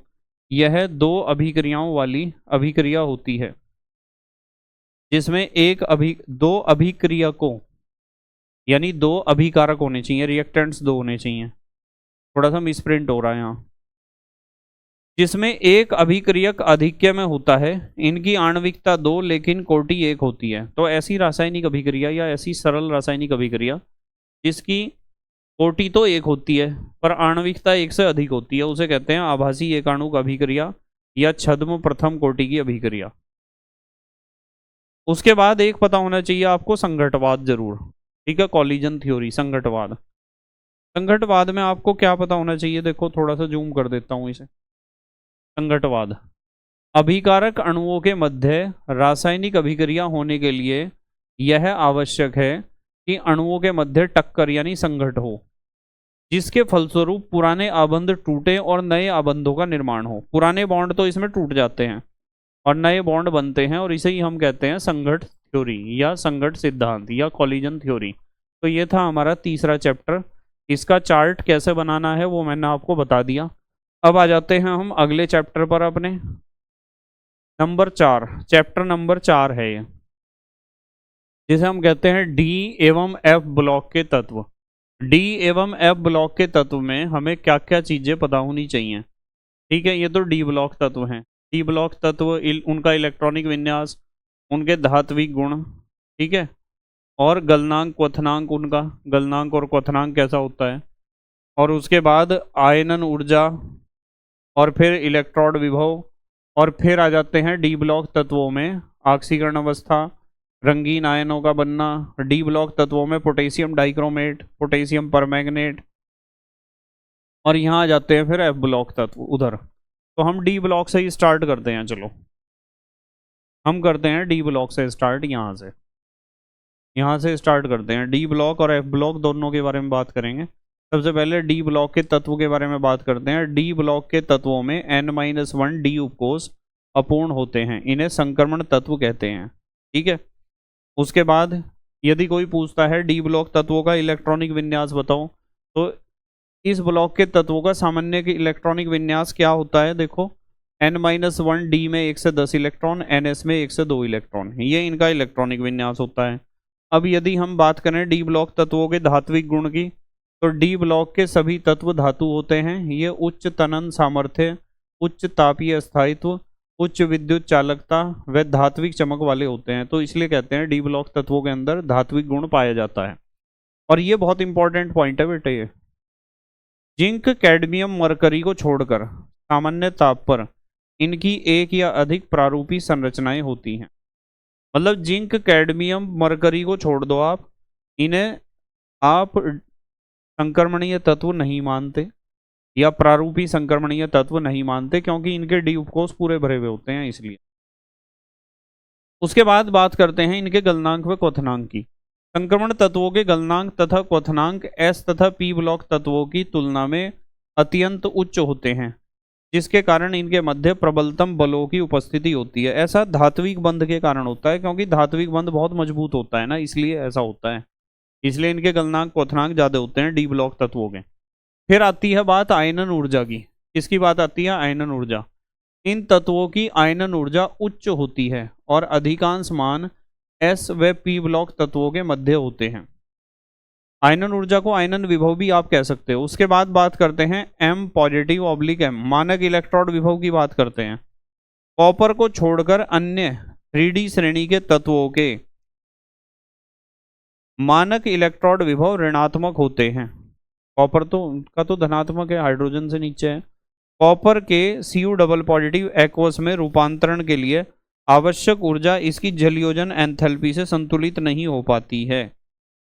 तो ये हो गया इनके इलेक्ट्रोड विभव। अब हम बात करेंगे, इसी क्रम में आगे बढ़ेंगे। चलो इसी क्रम में आगे बढ़ते हैं हम, और यहाँ बात करते हैं हम डी ब्लॉक तत्व ही चल रहे अभी, ऑक्सीकरण अवस्था। अब हम बात करेंगे ऑक्सीकरण अवस्था की। स्कैंडियम +3, जिंक +2 के अतिरिक्त सभी तत्व परिवर्ती ऑक्सीकरण अवस्था दर्शाते हैं। Mn+2 से +7 तक की सभी ऑक्सीकरण अवस्थाएं दर्शाता है। ये सारे इंपॉर्टेंट पॉइंट आ गए जिसमें से क्वेश्चन पूछे जाते हैं। रंगीन आयनों का बनना, डी संक्रमण के कारण ये रंगीन आयन बनाते हैं। डी संक्रमण के कारण रंगीन आयन बनाते हैं। D1 to 9 विन्यास वाले धातु आयन रंगीन तथा D0 और D10 विन्यास वाले धातु आयन रंगहीन होते हैं। ये भी कितना अच्छा पॉइंट आया। उसके बाद हम बात करते हैं पोटेशियम डाइक्रोमेट की। एक ये रिएक्शन आनी चाहिए आपको, पोटेशियम डाइक्रोमेट। एक तो विरेचन क्रोमाइट खनिज से होता है, और ये समीकरण आनी चाहिए 4FeCr2O4 + 8Na2CO3 + 7O2 = 8Na2CrO4 + 2Fe2O3 + 8CO2। इसे लिख लिख कर रट कर चले जाओ बिल्कुल। और Na2Cr2O7 + 2KCl = K2Cr2O7 + 2NaCl। Chromate तथा डाइक्रोमेट का अंतरा रूपांतरण, जैसे ये क्रोमेट है CrO4 2CrO4 डबल नेगेटिव, इसमें 2H पॉजिटिव जुड़े, तो क्या हुआ, Cr2O7 डबल नेगेटिव बनेगा और H2O निकल जाएगा अलग। अब Cr2O7 डबल नेगेटिव, इसमें OH, यानी आपके पास क्रोमेट आयन है, उसे अम्लीय माध्यम में रखोगे ना तो वो डाइक्रोमेट में कन्वर्ट हो जाएगा, और डाइक्रोमेट आयन को यदि क्षारीय माध्यम में रखोगे तो फिर दोबारा से क्रोमेट में कन्वर्ट हो जाएगा। एक आपको इसका ऑक्सीकारक गुण पता होना चाहिए, Cr2O7 plus 14H positive plus 6 electron is equal to 2Cr positive plus 7H2O। ये बहुत इंपॉर्टेंट है, इससे मैंने आपको बहुत सारे रिएक्शन सिखा रखे हैं। अब आ जाओ आप, इसी तरह पता होना चाहिए आपको लाल दवा का या पोटेशियम परमैंगनेट का। अब पोटेशियम परमैंगनेट या लाल दवा की जब हम बात करते हैं तो इसका विरेचन पता होना चाहिए, पायरोल्यूसाइट खनिज से होता है। ये ऐसे ऐसे सवाल आते हैं कि आप पोटेशियम परमैंगनेट या लाल दवा का जो विरेचन करते हो वो कौन से खनिज से करते हो, पायरोल्यूसाइट खनिज से। और ये तरीका है 2MnO2 plus 4KOH plus O2 is equal to 2K2MnO4 plus 2H2O। अब ये जो MnO4 बना है इसे अम्लीय माध्यम में रखो, MnO4 negative, MnO4 double negative, MnO4 negative में कन्वर्ट हो जाएगा, MnO2 अलग हो जाएगा। तो यहाँ इस्तेमाल करा था पायरोलूसाइट अयस्क और जल निकल जाएगा अलग। औद्योगिक विधि में बताया कि MnO2 है आपका और KOH के साथ संगलन कर दो उसका, वायु या KNO3 के साथ ऑक्सीकरण कर दो, तो आपको ये मिल जाएगा MnO4 double negative, manganate ion मिल जाएगा। और ये जो मैग्नेट आयन है उसका वैद्युत अपघटन, ये यहाँ एरो का निशान है, वैद्युत अपघटनी ऑक्सीकरण क्षारीय माध्यम में करोगे तो आपको परमैग्नेट आयन MnO4 नेगेटिव मिल जाएगा। ये इसका औद्योगिक निर्माण का तरीका है। उसके बाद इसका ऑक्सीकारक गुण भी पता होना चाहिए, जैसे पोटेशियम डाइक्रोमेट का ऑक्सीकारक गुण आपको पता होना चाहिए, MnO4 negative plus 8H positive plus 5 electron is equal to Mn double positive plus 4H2O। अम्लीय माध्यम में तो इस तरीके से रिएक्शन करता है वो, और क्षारीय माध्यम में MnO4 negative plus 2H2O plus 3 electron is equal to MnO2 plus 4H2O। ये उदासीन माध्यम में ऐसे अभिक्रिया करता है। तो ये हुआ हमारा दोनों में, दोनों जो यौगिक हैं डी ब्लॉक तत्व में। और उसके बाद हम आते हैं, डी ब्लॉक तो हो गए पूरे, अब एफ ब्लॉक की बात करते हैं। चलो एफ ब्लॉक के तत्व, एफ ब्लॉक के तत्व, एफ ब्लॉक के तत्व वे तत्व जिनमें अंतिम इलेक्ट्रॉन n-2 f कक्षक में भरा जाता है उन्हें एफ ब्लॉक तत्व कहते हैं। और इनका इलेक्ट्रॉनिक विन्यास क्या होता है, n-2 f में 1 से 14 इलेक्ट्रॉन, n-1 d में 0 से 1 और ns में 2 इलेक्ट्रॉन। और एफ ब्लॉक तत्वों को दो श्रेणियों में बांटा गया है, जिनमें से पहली है लेंथेनाइड और दूसरी एक्टिनाइड है। लेंथेनाइड और एक्टिनाइड में से सवाल पूछा जाता है परीक्षा में, लेंथेनाइड से भी एक्टिनाइड से भी। तो पहले बात करते हैं लेंथेनाइड की। लेंथेनाइड तत्वों को 4F श्रेणी अथवा प्रथम आंतरिक संक्रमण श्रेणी के तत्व भी कहते हैं। इन्हें सामान्यतः लेंथेनाइड अथवा दुर्लभ मृदा तत्व भी कहते हैं। इस श्रेणी में लेंथेनम, जिसका परमाणु क्रमांक 57 है, इसके बाद 14 तत्व अर्थात सीरियम 58 से लुटीशियम 71 तक के तत्व हैं। तो लेंथेनाइड के बारे में पता होना चाहिए जरूर कि हाँ भाई लेंथेनाइड का क्वेश्चन परीक्षा में आता है। उसके बाद आते हैं हम एक्टिनाइड पर, जो दूसरी श्रेणी है। इस श्रेणी में अंतिम इलेक्ट्रॉनिक विन्यास 5f कक्षक में, अंतिम इलेक्ट्रॉन 5f कक्षक में प्रवेश करता है। इस श्रेणी में एक्टिनियम 89 के बाद 14 तत्व अर्थात थोरियम 90 से लॉरेंसियम 103 तक पाए जाते हैं। इन्हें सामान्यतः एक्टिनाइड अथवा एक्टिनॉन भी कहते हैं। ये समस्त रेडियो एक्टिव तत्व हैं, सारे के सारे क्या हैं, रेडियो एक्टिव। यूरेनियम से आगे तो सारे ही रेडियो एक्टिव हैं। अब है आयनन एंथैल्पी। आयनन एंथैल्पी इनकी एफ ब्लॉक तत्वों का। आयनन एंथैल्पी को आप आयनन विभव भी कह सकते हो, आयनन ऊर्जा भी कह सकते हो।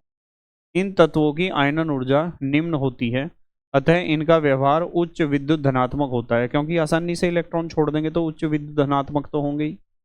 लेंथेनाइड की प्रथम तथा द्वितीय आयनन एंथैल्पी के मान क्रम से 600 तथा 1200 किलोजूल प्रति मोल के निकट होते हैं। अब आयनन एंथैल्पी या आयनन ऊर्जा के बारे में इतनी बात पता है तो आगे चलते हैं। फिर हमें यहाँ पता होना चाहिए ऑक्सीकरण अवस्था का, इनकी एफ ब्लॉक तत्वों की ऑक्सीकरण अवस्था के बारे में भी सवाल पूछ लिया जाता है। इनकी सामान्य ऑक्सीकरण अवस्था +3 है, आपको पता है तीसरे वर्ग से ही उठाए गए हैं दोनों सीरीज, लेकिन ये प्राय +2 या तथा +4 अवस्थाएं भी दर्शाते हैं। सीरियम +4, Tb+4 एक प्रबल ऑक्सीकारक हैं। EU+2 तथा YB+2 प्रबल अपचायक हैं। फिर एक चीज बहुत इंपॉर्टेंट क्वेश्चन है, लेंथेनाइड संकुचन और एक्टिनाइड संकुचन या आकुंचन भी आप कह सकते हो। लेंथेनाइडों में La से Lu तक परमाणु क्रमांक बढ़ने पर परमाणु तथा त्रिज्याओं में कमी होती है, इसे लेंथेनाइड संकुचन कहते हैं। लेकिन परमाणु त्रिज्या के मानों में यह नियमित कमी नहीं होती है। ठीक है, क्लियर होगी बात। तो ये था हमारा यूनिट नंबर 4, चौथा यूनिट या चौथा चैप्टर था। इसका चार्ट जब बनाओगे तो इतनी बात आपको जरूर पता होनी चाहिए जितनी मैंने आपको यहाँ बताई। उसके बाद हम आ जाते हैं 5वें चैप्टर पर, जिसका नाम है उपसह संयोजक यौगिक।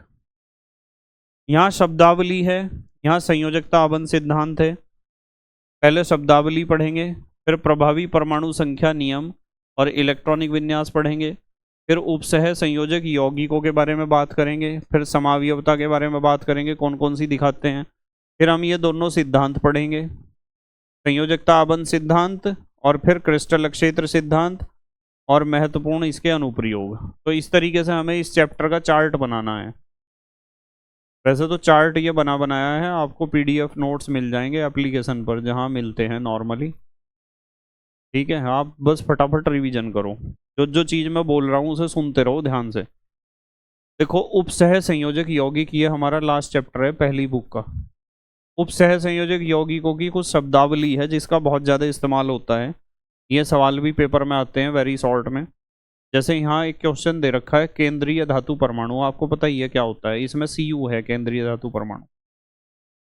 उपसह संयोजक यौगिकों में उपस्थित वह धातु परमाणु जिसके चारों ओर निश्चित ज्यामिति व निश्चित संख्या में इलेक्ट्रॉन युग्म प्रदान करने वाले आयन, जिन्हें आप लिगेंड्स कहते हैं, जुड़े हो रहते हैं, केंद्रीय धातु परमाणु कहलाता है।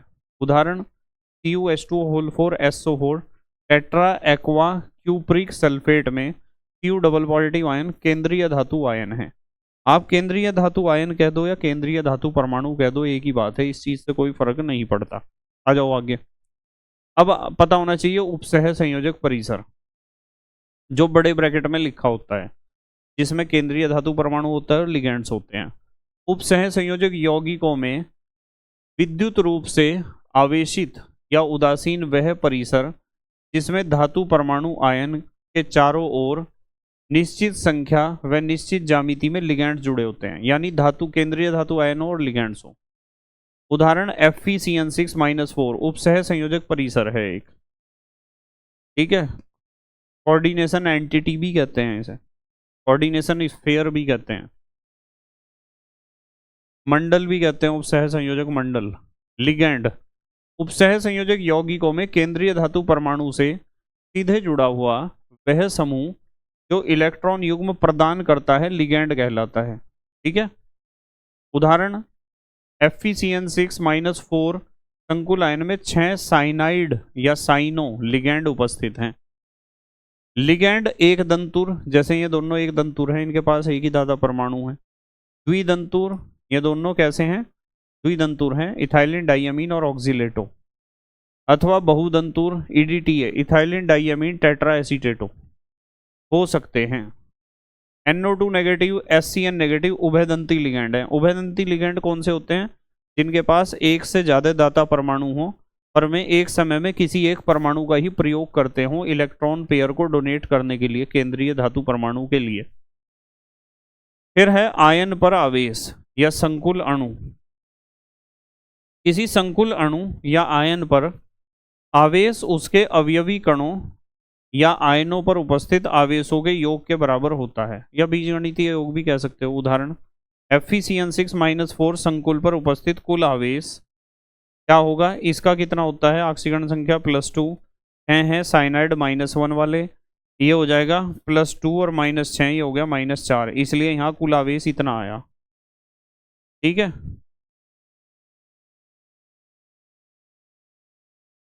अब हम बात करेंगे इसकी प्रभावी परमाणु क्रमांक या प्रभावी परमाणु संख्या नियम या इलेक्ट्रॉन नियम। एक धातु परमाणु या आयन दाता समूहों के साथ कितनी संख्या में आबंध बनाएगा, यानी लिगेंड्स के साथ कितनी संख्या में आबंध बनाएगा, जिससे संकुल में धातु के चारों ओर या धातु परमाणु के चारों ओर कुल इलेक्ट्रॉनों की संख्या, जिसे प्रभावी परमाणु संख्या कहते हैं, आगामी अक्रिय गैस के इलेक्ट्रॉनों के जितनी हो जाए। यानी कोई भी केंद्रीय धातु परमाणु कितने बॉन्ड बनाएगा लिगेंड्स के साथ, कि उस केंद्रीय धातु परमाणु के बाहरी कक्षा में इलेक्ट्रॉनों की या उसका इलेक्ट्रॉनिक विन्यास उससे अगले वाले परमाणु क्रमांक वाले अक्रिय गैस के परमाणु के बराबर हो जाए। मतलब वो अपने आप को अक्रिय परमाणु क्रमांक में बदलना चाहता है, अक्रिय गैस जैसे। इफेक्टिव एटॉमिक नंबर, प्रभावी परमाणु क्रमांक निकालना है तो धातु परमाणु या आयन का परमाणु क्रमांक लिखो, उसमें से घटाओ धातु द्वारा त्यागे गए इलेक्ट्रॉनों की संख्या। एक मिनट, ज़्यादा बड़ा हो गया, अब ठीक है। उसमें से घटाओ धातु द्वारा त्यागे गए इलेक्ट्रॉनों की संख्या और उसमें जोड़ दो उपसह संयोजक द्वारा प्राप्त इलेक्ट्रॉनों की संख्या। मतलब जितने इलेक्ट्रॉन उसने उपसह संयोजक बंध द्वारा प्राप्त किए हैं उनकी संख्या। ठीक है, हाँ ठीक है, चलो आगे चलते हैं। अब हम बात करने वाले हैं यहाँ उपसह संयोजक यौगिक की। वे यौगिक जो जलीय विलयन में से सामान्य आयनों में विभक्त नहीं होते हैं संकुल या उपसह संयोजक यौगिक कहलाते हैं। यानी पानी में घोलने पर पूर्ण रूप से अपना अस्तित्व नहीं खोते, पूर्ण रूप से आयनों में नहीं टूटते। जैसे K4FeCN6 पूर्ण रूप से आयनों में नहीं टूटेगा, 4 तो बनेंगे K पॉजिटिव आयन और एक ये बड़ा सा संकुल आयन बनेगा। संकुल यौगिकों का निर्माण अधिकांशतः संक्रमण धातु परमाणुओं अथवा आयनों द्वारा किया जाता है। यानी डी ब्लॉक तत्वों से बनते हैं ये जो संकुल यौगिक हैं। स्थायित्व के आधार पर ये पूर्ण जटिल यौगिक या आंशिक जटिल यौगिक हो सकते हैं। आवेश के आधार पर ये धनायनिक संकुल, ऋणायनिक संकुल तथा उदासीन संकुल हो सकते हैं। तो ये कैसे भी संकुल हो सकते हैं, धनायनिक, ऋणायनिक और उदासीन। ठीक है, चलो इसके बारे में भी बात कर लेते हैं कि जो उपसह संयोजक यौगिक हैं या संकुल यौगिक हैं या संकर यौगिक हैं वे 2 प्रकार की समावयवता दिखाते हैं। एक तो संरचनात्मक समावयवता, एक त्रिविम समावयवता। संरचनात्मक समावयवता में आयनन समावयवता है, जलयोजन समावयवता है, उपसह संयोजक समावयवता है, बंधन समावयवता है, मुख्य बता रहे। और त्रिविम समावयवता में ज्यामितीय समावयवता और प्रकाशिक समावयवता, ये सारी समावयवता आपको पढ़ाई जा चुकी हैं। ठीक है, अब हम बात करेंगे उधर सिद्धांत हैं जो ये, जैसे यहाँ है संयोजकता आबंध सिद्धांत। पहले हम संयोजकता आबंध सिद्धांत की बात करेंगे। देखो पीबीटी, बैलेंस बॉन्ड थ्योरी। लिगैंडों के प्रभाव से धातु परमाणु अपने N-1D NsNp अथवा NsNp-Nd कक्षकों का उपयोग संकरण के लिए करते हैं। संकरित कक्षक लिगैंड कक्षकों के साथ अतिव्यापन द्वारा चतुष्फलकीय sp3, वर्ग समतलीय dsp2, त्रिकोणीय द्विपिरामिड sp3d, अष्टफलकीय sp3d2 अथवा d2sp3 संकुलों का निर्माण करते हैं। d2sp3 संकलित संकुल आंतरिक कक्षक या निम्न प्रचक्रण या प्रचक्रण युग्मित संकुल होते हैं। पता है ना, क्योंकि d अंदर वाला इस्तेमाल हो रहा है, N-1D। जब N-1D इस्तेमाल होता है तो उसे ही कहते हैं निम्न चक्रण संकुल या आंतरिक कक्षक संकुल। d2sp3 संकरित संकुल आंतरिक कक्षक या निम्न प्रचक्रण या प्रचक्रण युग्मित संकुल होते हैं। जबकि ध्यान से देखना, इसमें d बाहर वाला है, sp3d2। संकरित संकुल बाह्य कक्षक या उच्च प्रचक्रण या प्रचक्रण मुक्त संकुल होते हैं। तो ये हम वैलेंस बॉन्ड थ्योरी में हम सवाल भी पूछा जाता है कि भाई इसके बारे में इसे एक्सप्लेन करो। आप संयोजकता आबंध सिद्धांत के आधार पर बताओ कि इसकी चुंबकीय प्रकृति कैसी है, निम्न चक्रण संकुल है या उच्च चक्रण संकुल है, आंतरिक है या बाह्य है। अब उसके बाद एक सिद्धांत आता है जिसे हम कहते हैं वर्नर का सिद्धांत। ये आपने पढ़ ही रखा होगा, वर्नर का सिद्धांत पढ़ रखा है।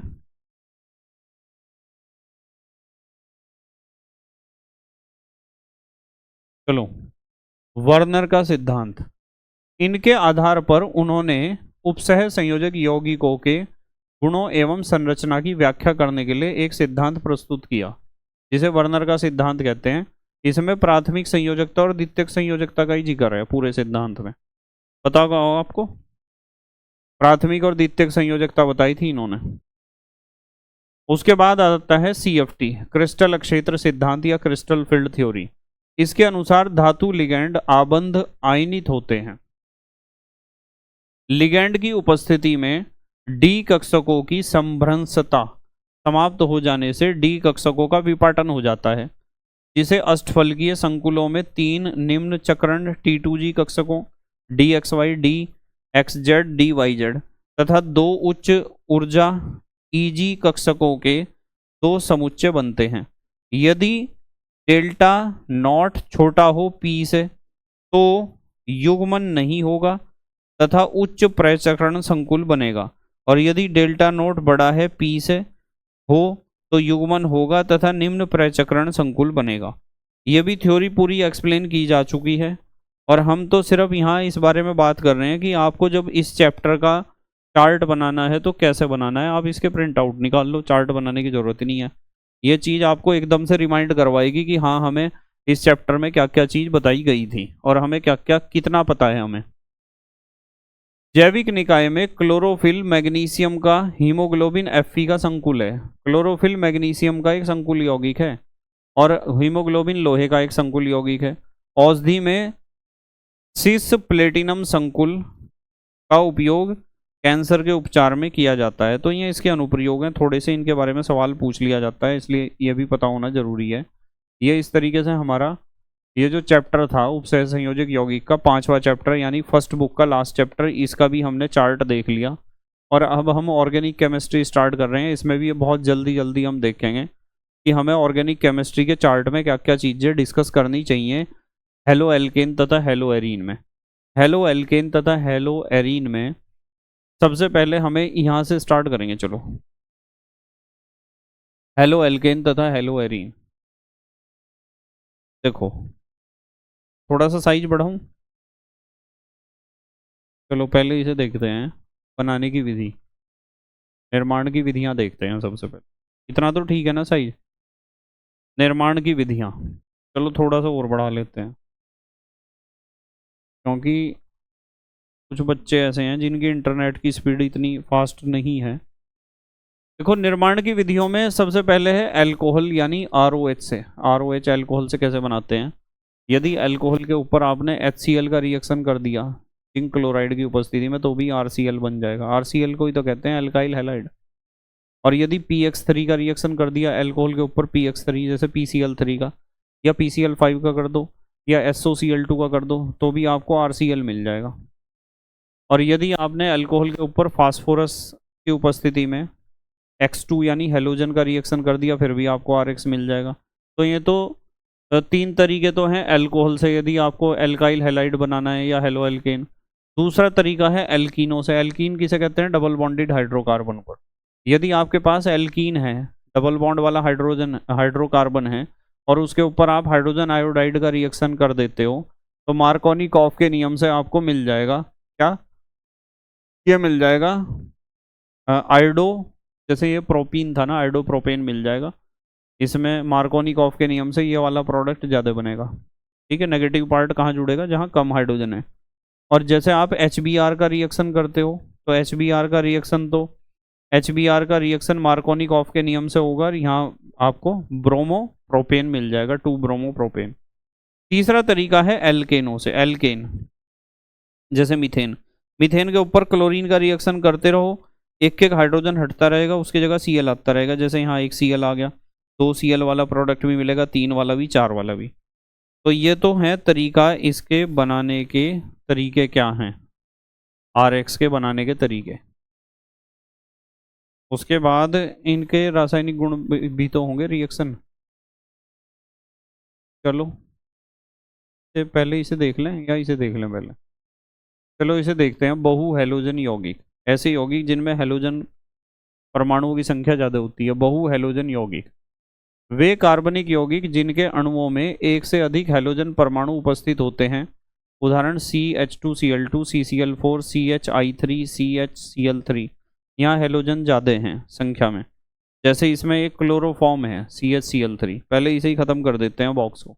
ये क्लोरोफॉर्म है CHCl3। इसका उपयोग होता है, क्लोरोफॉर्म का उपयोग औषधि तथा कृमिनाशी के संश्लेषण में भी किया जाता है। एक आयोडोफॉर्म है CHI3। उपयोग मुक्त आयोडीन देने के कारण इसका प्रयोग पूतिरोधी के रूप में भी किया जाता है। एक है आपके पास बेंजीन हेक्साक्लोराइड, BHC कहते हैं जिसे, लिंडेन भी कहते हैं, गैमक्सीन भी कहते हैं। बेंजीन हेक्साक्लोराइड उपयोग हेलो एथेन का उपयोग चिकित्सा में निश्चेतक के रूप में किया जाता है। अब आ जाओ उधर। ये तो हमने निर्माण की विधियां सीख ली। अब आ जाते हैं इनका नामकरण और भौतिक गुण, फिर आगे बढ़ेंगे। नामकरण में निरर्थक या सामान्य पद्धति, जैसे ये है CH3 CH2 CH2, और यहाँ क्या था, ये नॉर्मल प्रोपाइल ग्रुप है। नॉर्मल प्रोपाइल IUPAC पद्धति, नॉर्मल प्रोपाइल ब्रोमाइड बना दो इसे, यहाँ BR लिख दो आप। इसका नाम हो जाएगा नॉर्मल प्रोपाइल ब्रोमाइड। ठीक है, नॉर्मल प्रोपाइल ब्रोमाइड, ये इसका नाम हो जाएगा। और इसमें ये हो जाएगा, इसका नाम क्या हो जाएगा, 2 ब्रोमो 1 ब्रोमो 2 मिथाइल प्रोपेन।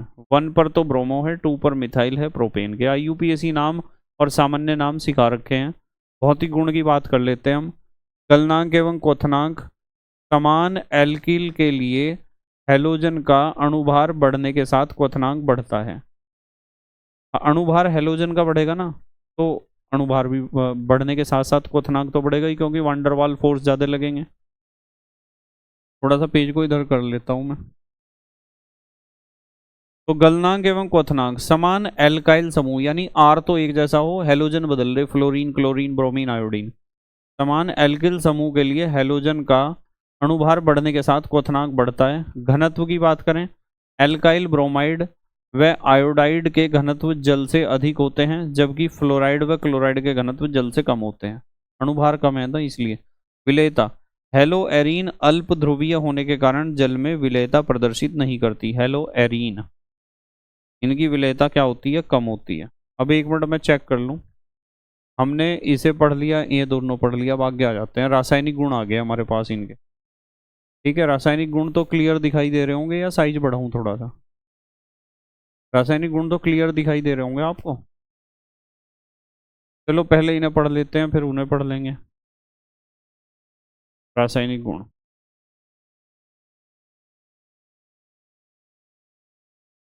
चलो देखो, अब तो दिखाई दे रहा होगा क्लियर। सबसे पहले रासायनिक गुणों में आ जाती है मेंडियस अभिक्रिया। मेंडियस अभिक्रिया में आपके पास ये है CH3I। इसके ऊपर KCN का रिएक्शन करा दोगे तो CH3CN बन जाएगा। आपको पता है कि यहाँ से KCl निकल जाए, KI निकल जाएगा। और इसके ऊपर आपने सोडियम एल्कोहल का रिएक्शन करा दिया, इसका अपचयन कर दिया, तो ये क्या बन जाएगा, CH3CH2NH2। अब ऐसे ही होता है हाफमैन अमोनी अपघटन। ये CH2Br है, C2H5Br। इसके ऊपर NH3 का रिएक्शन कराओ तो आपको पता है NH3 को लिखना सिखा रखा है HNH2। यहाँ से H और यहाँ से Br निकल जाएगा, C2H5NH2 बन जाएगा इथाइल अमीन।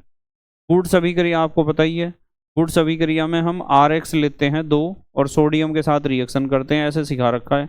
ये एक RX लो, यहाँ बीच में सोडियम लो, 2 सोडियम और एक RX इधर लो, और शुष्क ईथर की उपस्थिति में 2NaX निकल जाएगा। उसके बाद फ्रैंकलैंड अभिक्रिया भी बिल्कुल ऐसी होती है। उसमें सोडियम की जगह जिंक लेते हैं हम। क्या लेते हैं, जिंक। ठीक है, ये इसके रिएक्शन है, और यहाँ भी देख लो कुछ रिएक्शन ये है।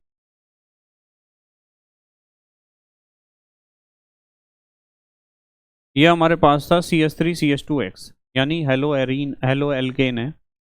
जिंक और HCl का रिएक्शन कराओगे तो अपचयन हो जाएगा ऐसे। जब ज्यादा हाइड्रोजन मिलेगी ना तो CH3CH3 बन जाएगा, जिसे आप C2H6 कह सकते हो। सोडियम की उपस्थिति में वुड्स अभिक्रिया से ये बनेगा। अमोनिया के साथ रिएक्शन करोगे, अल्कोहलिक अमोनिया के साथ, तो क्या बनेगा, एमीन बनेगा। और यदि आप रिएक्शन करते हो क्षारीय माध्यम में Ag और KOH के साथ, या नम Ag2O की उपस्थिति में, तो स्वार्ट्स अभिक्रिया होगी और आपको अल्कोहल मिलेगा। क्या मिलेगा, अल्कोहल का अटैक होगा ना, OH से हेलोजन को हटा देगा, यहाँ से OH आ जाएगा। और KCN के साथ रिएक्शन करोगे तो साइनाइड बन जाएगा, K यहाँ से और X यहाँ से, KX निकल जाएगा साइड प्रोडक्ट। और AgCN के साथ रिएक्शन करोगे, ये चीज़ ध्यान रखना, बस इसमें कंफ्यूज होते हैं बच्चे। मतलब KCN के साथ रिएक्शन करी तो साइनाइड बनेगा, और सिल्वर साइनाइड के साथ करी तो आइसोसाइनाइड बनेगा, CN की जगह NC लिखना है। ये चीज़ मैंने वहाँ भी आपको समझाई थी फ्रेश लेक्चर्स में। चलो आगे चलते हैं। अब आ चुके हैं हम अगले चैप्टर पर, यानी चैप्टर नंबर 7 पर, एल्कोहल फिनॉल ईथर।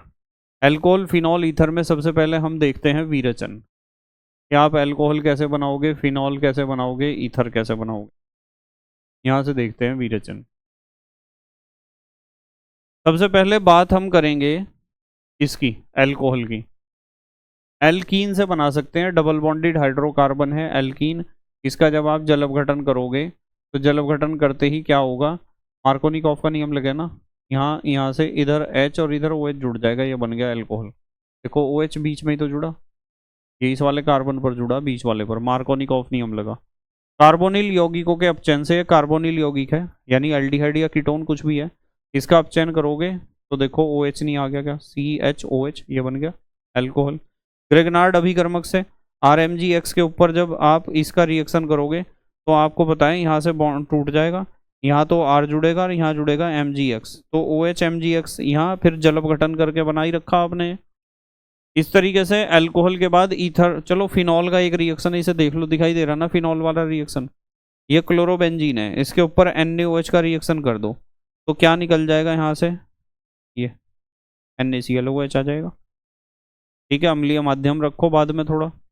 उसके बाद ईथर बनाने का तरीका क्या है, अल्कोहल से बना सकते हो, आपके पास अल्कोहल है, इसके ऊपर सांद्र H2SO4 के साथ इसे गर्म कर दो, अल्कोहल के दो अणुओं के बीच में से H2O निकल जाएगा, ROR बन जाएगा, दो अणु लिखो ROH प्लस ROH। और यदि आप CH2N2 HbF4 के साथ रिएक्शन करोगे तो भी बन जाएगा आपका क्या, ये बन जाएगा, N2 गैस निकल जाएगी यहाँ से, और ये CH2H ये रहा ROCH3, ये बन जाएगा ईथर। और एल्काइल हेलाइड RX, इसके ऊपर NaOR का रिएक्शन करोगे तो बन जाएगा, शुष्क सिल्वर ऑक्साइड का रिएक्शन करोगे तो बन जाएगा। तो ये है बनाने के तरीके, इसे अल्कोहल फिनॉल और ईथर, इन्हें बनाने के तरीके हैं। उसके बाद आता है इनके थोड़े से अल्कोहल और फिनॉल के बारे में देख लेते हैं। इधर रासायनिक गुण है, उधर भौतिक गुण लिखे हुए हैं। एक मिनट में एक चीज़ चेक कर लेता हूँ। चलो इसे इथाइल अल्कोहल को या इथेनॉल को देख लो एक बार आप, फिर आगे बढ़ते हैं हम। इसे देख लो एक बार, इथाइल अल्कोहल या इथेनॉल। सभी प्रकार की शराबों का मुख्य अवयव होने के कारण इसे स्पिरिट ऑफ वाइन भी कहते हैं। C12H22 हो गया रहा, इसका जल अपघटन जब आप करोगे, पता है ना आपको, सुक्रोज का जल अपघटन करोगे इन्वर्टाइज एंजाइम की उपस्थिति में तो ग्लूकोज और फ्रक्टोज बनेगा। अब ये ग्लूकोज या फ्रक्टोज को जाइमेज एंजाइम की उपस्थिति में जब जल अपघटन करोगे, इसका रखोगे तो ये अल्कोहल में बदल जाएगा। अब इसके गुण यदि आप देखते हो इथाइल अल्कोहल या इथेनॉल के, यह एक आर्द्रताग्राही द्रव है तथा उत्तम उद्दीपक है। उपयोग, पारदर्शक साबुन बनाने में, इत्र बनाने में, सुगंधित सौंदर्य प्रसाधन के रूप में। परम अल्कोहल का मतलब होता है 100% शुद्ध इथाइल अल्कोहल।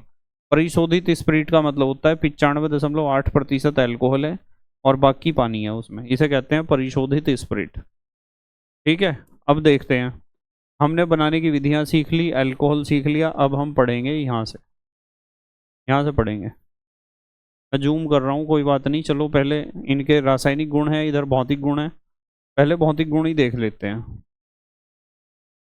पहले भौतिक गुण देख लेते हैं। चलो, निम्न अल्कोहल यानी कार्बन 1 से 11 तक जल में विलय, जल के साथ हाइड्रोजन बॉन्ड बनाने के कारण होते हैं। पता है ना, ये बात सिखा रखी है।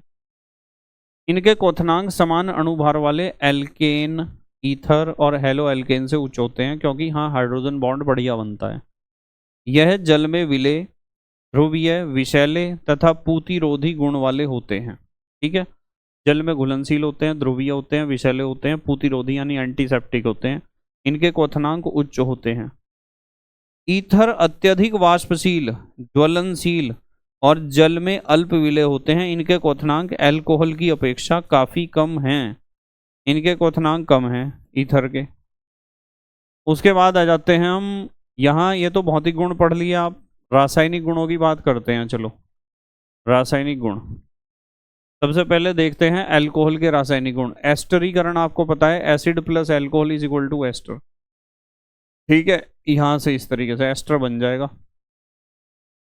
बेंजोइलीकरण, बेंजोइलीकरण में आपके पास ये है बेंजोइल क्लोराइड का रिएक्शन करा दो, HCl भी इसमें से निकल जाएगा, ये प्रोडक्ट बन जाएगा C6H5COOR। सक्रिय धातुओं के साथ क्रिया, सोडियम के साथ क्रिया करोगे तो सोडियम इस हाइड्रोजन को हटा देगा। फिनॉल के रिएक्शन पढ़ोगे, प्रबल अक्षारों के साथ क्रिया, ये एसिड की तरह बिहेव करेगा। या फिर आप कह सकते हो कि यहाँ से H और यहाँ से OH निकलेगा, या सोडियम इस H को हटा देगा, सोडियम साल्ट बन जाएगा। विलियमसन संश्लेषण में क्या होता है, ये तो आपका फिनॉल है, NaOH के साथ जब रिएक्शन करेगा तो सोडियम फिनॉक्साइड बनेगा, और सोडियम फिनॉक्साइड के ऊपर CH3Br का रिएक्शन करा दो आप, NaBr यहाँ से निकल जाएगा, CH3 आ जाएगा Na की जगह, C6H5OCH3 बन जाएगा। ये हो गया आपका एल्कोहल, वो फिनॉल हो गया। अब ईथर के भी देख लो गुण, जो मुख्य अभिक्रियाएं हैं। ये है आपके पास ईथर, हाइड्रोजन आयोडाइड के साथ जब क्रिया करोगे तो ये है हाइड्रोजन आयोडाइड। ठंडे HI के साथ जब आप क्रिया करोगे तो क्या होगा कि यहाँ से बॉन्ड टूट जाएगा, एक तरफ H और एक तरफ I, ये वाला बॉन्ड तोड़ते हैं हम, पता है ना आपको, ये यहाँ से ये बॉन्ड टूट जाएगा, तो यहाँ जो है आपका, यहाँ तो H और यहाँ I, इस तरीके से दो तरह के प्रोडक्ट बन जाएंगे। उसके बाद देखो CH3I भी बनेगा, CH3CH2OH भी बनेगा, मतलब इधर H इधर I भी जुड़ेगा। और ये है हमारा गर्म HI, गर्म HI के साथ रिएक्शन करोगे तो दोनों बॉन्ड टूट जाएंगे। तो यहाँ H नहीं, यहाँ H, यहाँ I, यहाँ H, यहाँ I, एक जल का अणु भी निकलेगा। ठीक है, अब रासायनिक गुणों के बाद यहाँ आते हैं हम अल्कोहल तथा फिनॉल के बारे में थोड़ा सा परिचय। इनमें OH समूह की ऑक्सीजन sp3 कार्बन के साथ जुड़ी होती है। इनमें OH समूह की ऑक्सीजन एरोमेटिक वलय में sp2 कार्बन के साथ जुड़ी होती है। तो अल्कोहल में तो sp3, जिस कार्बन से OH जुड़ा हुआ है वो sp3 संकरण दिखा रहा, और फिनॉल में जिस कार्बन से OH जुड़ा हुआ है वो sp2 संकरण दिखाता है। फिर उसके बाद ईथर की बात करते हैं। इनका सामान्य सूत्र ROR होता है, इनके IUPAC नाम एल्कोक्सी एल्केन लिखे जाते हैं। तो अल्कोहल, फिनॉल, ईथर के बारे में आपको ये चीज़ें जरूर फटाक से रिवाइज करनी होती हैं। उसके बाद आ जाते हैं हम इसके ऊपर एल्डिहाइड, कीटोन एवं कार्बोक्सिलिक एसिड के बारे में। Aldehyde, ketone and carboxylic acid में सबसे, चलो यहीं से पढ़ते हैं, कोई बात नहीं, रिवीजन है। भौतिक गुण कार्बोक्सिलिक एसिड के हैं। कार्बोक्सिलिक अम्ल ध्रुवीय प्रकृति के होते हैं। कार्बोक्सिलिक अम्लों के क्वथनांक तुलनात्मक अणुभार वाले कीटोन, एल्डिहाइड व अल्कोहल से उच्च होते हैं, क्योंकि कार्बोक्सिलिक एसिड ज़्यादा बढ़िया हाइड्रोजन बॉन्ड बनाता है औरों के मुकाबले। और उपयोग, यदि हम बात करें उपयोग की, एल्डिहाइड व कीटोन के, एसीटल्डिहाइड नींद लाने वाली औषधि बनाने में प्रयोग किया जाता है। एसीटोन नेल पॉलिश, वार्निश के रूप में प्रयुक्त होता है। और कार्बोक्सिलिक अम्ल की बात करें तो मेथेनोइक अम्ल रबड़, वस्त्र, रंगाई में उपयोग आता है। और सोडियम बेंजोएट का उपयोग खाद्य परिरक्षक के रूप में किया जाता है। सोडियम बेंजोएट तो एक बहुत बढ़िया प्रिजर्वेटिव है। अब हम बात करेंगे निर्माण की विधियों की इनकी। सबसे पहले एल्डिहाइड यानी RCHO बनाना सीखेंगे। सीख तो रखा है आपने सब कुछ, एक बार रिवाइज करेंगे। देखो RCOCl है, एल्केनॉइल क्लोराइड। यदि आप इसका अपचयन कर दोगे ना, H2PDBSO4, रोजेनमुंड अभिक्रिया कहते हैं, तो RCHO बन जाएगा। यदि साइनाइड है, इसमें इसका अपचयन कर दिया, SnCl2 और HCl का रिएक्शन करके फिर जल अपघटन कर दिया, इसे हम कहते हैं स्टीफेन अभिक्रिया, तो बन जाएगा RCHO। और यदि आपके पास मान लो ये है C6H5CH3, टॉलुइन है, बेंजीन रिंग के ऊपर CH3 जब जुड़ा होता है, टॉलुइन के ऊपर आप क्लोरीन का रिएक्शन कर दो, सनलाइट की उपस्थिति में फिर जल अपघटन कर दो, या फिर CrO2Cl2 का रिएक्शन कर दो तो RCHO बन जाएगा, फिर जल अपघटन कर देना, इसे हम कहते हैं इटार्ड अभिक्रिया। ठीक है, तो ये RCHO बनाने के मुख्य तरीके हैं। कीटोन बनाने के तरीके ये हैं, RCOCl के ऊपर आप रिएक्शन कर दो R2CD की। ठीक है, दो एल्काइल ग्रुप हैं, कैडमियम के साथ जुड़े हुए हैं, RCOR बन जाएगा। और यदि आप RCN के ऊपर ग्रिग्नार्ड का रिएक्शन कर दो, ईथर और फिर जल अपघटन कर दो, H3O पॉजिटिव लिख रहा है, तो भी कीटोन बन जाएगा। यदि बेंजीन के ऊपर आप RCOCl का रिएक्शन करो निर्जल AlCl3 की उपस्थिति में तो भी कीटोन बन जाएगा। एल्डिहाइड तथा कीटोन, एल्डिहाइड और कीटोन दोनों को बनाने के तरीके हैं। एल्कोहल से, एल्कोहल का आपने K2Cr2O7 प्लस H2SO4 यानी प्राथमिक एल्कोहल का यदि ऑक्सीडेशन करोगे तो बन जाएगा एल्डिहाइड, और यदि सेकेंडरी एल्कोहल का ऑक्सीडेशन करोगे तो कीटोन बन जाएगा। ये चीजें सिखा रखी हैं। प्राइमरी एल्कोहल के ऊपर सिल्वर या कॉपर का रिएक्शन करोगे तो एल्डिहाइड बन जाएगा, और सेकेंडरी एल्कोहल के ऊपर सिल्वर या कॉपर के साथ उसे गर्म करोगे तो कीटोन बन जाएगा। और ये है आपके पास एल्कीन, एल्कीन का यदि डाइल्यूट H2SO4, एल्कीन का यदि डाइल्यूट H2SO4 और Hg डबल पॉजिटिव की उपस्थिति में इसका रिएक्शन करोगे तो एल्डिहाइड और कीटोन बन जाएंगे। एल्कीन के ऊपर डिपेंड करता है कि वो कैसा है। फिर कार्बोक्सिलिक अम्ल की बात करें, एल्कोहल के ऊपर एल्कोहल का ऑक्सीडेशन कर दो कार्बोक्सिलिक एसिड। आपके पास साइनाइड है, साइनाइड का अम्लीय या क्षारीय माध्यम में जल अपघटन कर दो कार्बोक्सिलिक एसिड। यदि आपके पास एमाइड है, RCONH2 एमाइड का जल अपघटन कर दो तो कार्बोक्सिलिक एसिड। और यदि आपके पास टोलुइन है, उसका आप ऑक्सीडेशन कर दो क्षारीय माध्यम में और फिर जल अपघटन कर दो तो कार्बोक्सिलिक एसिड मिल जाएगा। और यदि ग्रेगनार्ड अभिकर्मक है, उसके ऊपर CO2 का रिएक्शन करो शुष्क ईथर की उपस्थिति में अम्लीय माध्यम में जल अपघटन कर दो तो RCOOH बन जाएगा। तो ये एल्डिहाइड बनाने के तरीके हैं, खाली कीटोन बनाने के तरीके हैं, दोनों को बनाने के तरीके में कार्बोक्सिलिक एसिड को बनाने के तरीके हैं। अब उसके बाद आ जाते हैं हम इनके कार्बोक्सिलिक अम्ल के गुण हैं, इन्हें पढ़ेंगे कुछ। देखो ये कार्बोक्सिलिक एसिड है, यदि आप अल्कोहल के साथ रिएक्शन करोगे तो एस्टर बनेगा। Acid plus alcohol is equal to ester, जिसे आप एस्टरीकरण कहते हो। कार्बोक्सिलिक एसिड के ऊपर यदि P2O5 के साथ गर्म करोगे तो H2O इसमें से निकलेगा और एनहाइड्राइड बनेगा। कार्बोक्सिलिक एसिड के ऊपर PCl5 या PCl3 का या SOCl2 का रिएक्शन करोगे तो RCOCl बनेगा, ठीक है, एल्केनॉइल क्लोराइड। और अमोनिया का रिएक्शन करोगे तो RCONH2 यानी एमाइड बनेगा। ये कार्बोक्सिलिक एसिड है। यदि हेलोजन का रिएक्शन करते हो रेड फास्फोरस की उपस्थिति में, इसे कहते हैं HVZ अभिक्रिया, तो आपको एक इस तरह का यौगिक मिलेगा। और RCOO Na पॉजिटिव, इसके ऊपर आप NaOH का या COO का रिएक्शन करोगे तो एल्केन बन जाएगा, या और नहीं, यहाँ प्लस होना चाहिए, यानी इसके ऊपर सोडा लाइम का रिएक्शन करोगे तो एल्केन तो बनेगा ही। और कोल्बे अभिक्रिया है, कोल्बे अपघटन आपको सिखा रखा है, ये भी कार्बोक्सिलिक एसिड का ही इंपॉर्टेंट रिएक्शन है। फिर ये सवाल अम्लीयता का भी आ जाता है पेपर में कि भाई आपके पास यहाँ देखो CF3COOH, CCl3COOH, CHCl3COOH, इनमें कौन ज़्यादा अम्लीय होगा? जहाँ F होगा। ये Cl है और ये Cl आ गया, यहाँ कार्बन इधर आ गया। उसी के साथ यदि हमारे पास यहाँ अटैच है, यहाँ तो NO2 ग्रुप अटैच है, यहाँ साइनाइड है और यहाँ है F, तो ऐसी स्थिति में NO2 ग्रुप यदि अटैच है तो ज़्यादा अम्लीय होगा। ये 3 सवाल हैं, इंपॉर्टेंट हैं।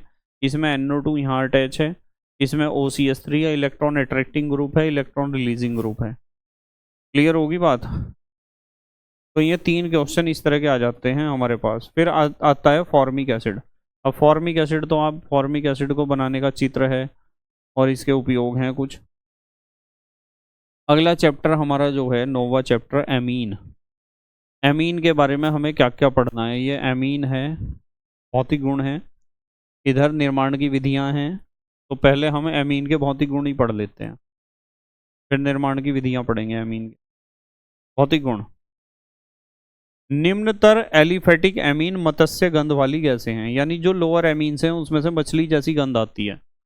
निम्नतर एलिफेटिक एमीन में विलेय हैं क्योंकि यह जल के अणुओं के साथ हाइड्रोजन बंध बना लेती हैं। ये पानी में घुलनशील हैं, जल में विलेय हैं। यहाँ आना चाहिए था जल में विलेय हैं, ठीक है, आना चाहिए था जल में विलेय हैं। एमीनों के क्वथनांक का क्रम, प्राइमरी एमीन सबसे ज़्यादा क्वथनांक, सेकेंडरी एमीन का उससे कम, टर्सरी एमीन का उससे कम, ठीक है। ये तो हो गए इनके भौतिक गुण। अब निर्माण की विधियां देख लो एमीन्स। ये हैं एमीन्स के निर्माण की विधियां।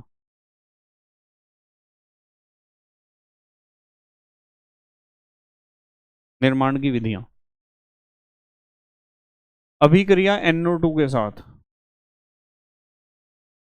यह है हमारे पास एल्काइल नाइट्रो एल्केन या नाइट्रो एराइल ग्रुप के साथ NO2 ग्रुप जुड़ा हुआ। यदि रेने निकल लोगे प्लेटिनम के साथ तो आपका NH2 ग्रुप आ जाएगा। ठीक है, यदि RCN है उसका अपचयन कर दिया तो भी NH2 आ जाएगा। ये रिएक्शन सारी करा रखी हैं।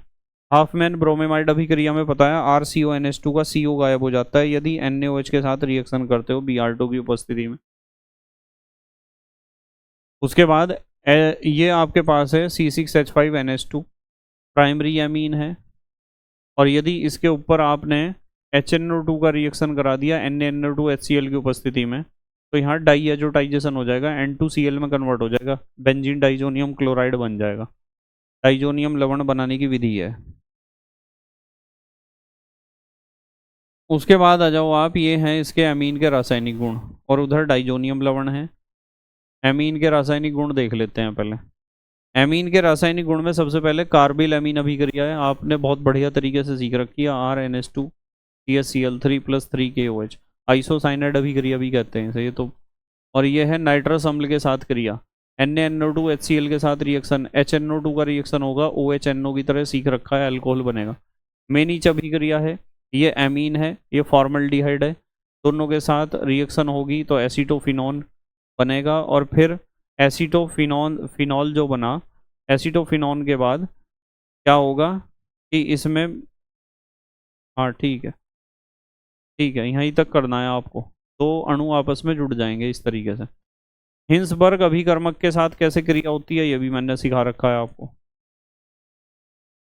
फिर आता है एमीन का वर्गीकरण, इधर ही देख लो। एमीन का वर्गीकरण, primary amine RNH2, secondary amine R2NH और टर्सरी एमीन R3N। अब आ जाओ यहाँ डाइजोनियम लवण की बात करते हैं। यह है C6H5N2Cl। यदि आप सेंडमेयर अभिक्रिया करोगे CuCl और HCl की तो क्लोरोबेंजीन मिल जाएगा। डाइजोनियम लवण बेंजीन डाइजोनियम क्लोराइड के ऊपर Cu की रिएक्शन HX की उपस्थिति में गाटरमैन अभिक्रिया करोगे तो भी आपको हेलो बेंजीन मिल जाएगा। Ki का रिएक्शन करोगे आप तो C6H5I बन जाएगा। पाल सीमान अभिक्रिया HbF4 का रिएक्शन करोगे तो फ्लोरो बेंजीन आपको मिल जाएगा, और H3PO2 H2O का रिएक्शन करोगे तो बेंजीन मिल जाएगा, और यदि आप इसका जल अपघटन करोगे तो फिनॉल मिल जाएगा। ये इसके रिएक्शन है। और एनिलीन युग्मन अभिक्रिया में पैरा एमिनो एजोबेंजीन बनता है। हाँ ठीक है, तो पढ़ लिया हमने। अब बात करते हैं एमीन की संरचना के बारे में। देखो, अमोनिया अणु में नाइट्रोजन sp3 संकरित होता है, अतः इसकी संरचना पिरामिडी होती है, पिरामिड जैसी, पिरामिडल भी कह सकते हो। इसी प्रकार एमीन में भी नाइट्रोजन परमाणु पर sp3 संकरण होता है तथा नाइट्रोजन के चौथे कक्षक में एक एकाकी इलेक्ट्रॉन युग्म उपस्थित होता है। एमीन का क्षारीय गुण, क्षारीयता का क्रम, tertiary amine, secondary amine, primary amine. क्षारीयता क्रम जलीय प्रावस्था में, ये बहुत इंपॉर्टेंट है, सेकेंडरी, प्राइमरी, टर्सरी, और फिर अमोनिया। ठीक है, और यदि RCH3 है तो ऐसा है, और यदि RC2H5 है तो ऐसा है, सेकेंडरी, टर्सरी, प्राइमरी और अमोनिया। ठीक है, ये हो गया एमीन। और उसके बाद जो हमारा लास्ट चैप्टर है उसका नाम है जैव अणु। क्या नाम है? जैव अणु या बायोमॉलिक्यूल। इसमें कार्बोहाइड्रेट हैं, कार्बोहाइड्रेट का वर्गीकरण है, स्टार्च, सेल्यूलोज, ग्लाइकोजन, और फिर उधर है ये चीज़ें। चलो इन्हें हम एक काम करते हैं, पहले कार्बोहाइड्रेट को ही पढ़ते हैं। जैव अणु में कार्बोहाइड्रेट, तो कार्बोहाइड्रेट पॉलीहाइड्रोक्सी एल्डिहाइड और कीटोन अथवा वे सभी कार्बनिक यौगिक जो जल अपघटित होकर पॉलीहाइड्रोक्सी एल्डिहाइड या कीटोन देते हैं तथा जिनमें कम से कम एक असम्मित होता है। वर्गीकरण, मोनोसेकेराइड आपको पता है, ओलिगोसेकेराइड पता है, पॉलीसेकेराइड पता है, स्टार्च पता है आपको, सेल्यूलोज भी पता है, ग्लाइकोजन भी पता है, ये चीज़ें तो पता होंगी सारी। उसके बाद आ जाते हैं हम यहाँ न्यूक्लिक अम्ल। डीएनए और आरएनए पढ़ा रखे हैं आपको अच्छी तरीके से, डीएनए आरएनए पता होने चाहिए उनके बारे में। प्रोटीन के बारे में पता होना चाहिए, प्रोटीन का वर्गीकरण पता होने चाहिए, प्रोटीन के स्रोत पता होने चाहिए। ये प्रोटीन है, देखो, सरल प्रोटीन, संयुग्मी व्युत्पन्न प्रोटीन, कार्य के आधार पर प्रोटीन। एंजाइम पढ़ा रखे हैं सारे, विटामिन पढ़ा रखे हैं, एमिनो अम्ल पढ़ा रखे हैं, प्रोटीन का विकृतीकरण, ये सारे क्वेश्चन है, जब हम इस तरीके से इस चार्ट को देखते हैं ना, तो हमें एकदम याद आ जाता है कि भाई इस वाले चैप्टर में या इस वाले यूनिट में क्या क्या चीज़ है जो हमारी बिल्कुल पक्की होनी चाहिए। तो ये जो टॉपर्स रिवीजन चार्ट जो आज हमने करा है, ये बहुत खास है, और कल से हम 0 लेवल से उठाएंगे रिवीजन को बिल्कुल। ठीक है बेटे। और आपको जो है ना डेली वीडियो मिलती रहेगी रिवीजन की, आपको बहुत ध्यान से देखना है। और एक चीज़ का ध्यान जरूर रखना है, यदि आप नहीं देख पा रही तो वीडियो को चलाओ और सुनते रहो, बस देखने की जरूरत नहीं, चला के अपने पास रख लो और दिमाग पर जोर डाल लो और समझते रहो कि ये चीज़ें हमने पढ़ी थी या नहीं पढ़ी थी। ठीक है। तो उम्मीद है आज आपको उन सभी बच्चों को अच्छा लगा होगा जिन्होंने पूरा सिलेबस अपना कंप्लीट कर रखा है, और इसकी पीडीएफ आपको एप्लीकेशन पर मिल जाएगी लेक्चर के बिल्कुल सामने ही। बस मेहनत और ईमानदारी से पढ़ाई करते रहो और रिवीजन की तरफ फोकस रखो। Thank you very much for watching this lecture and best of luck for your exam. Okay, bye.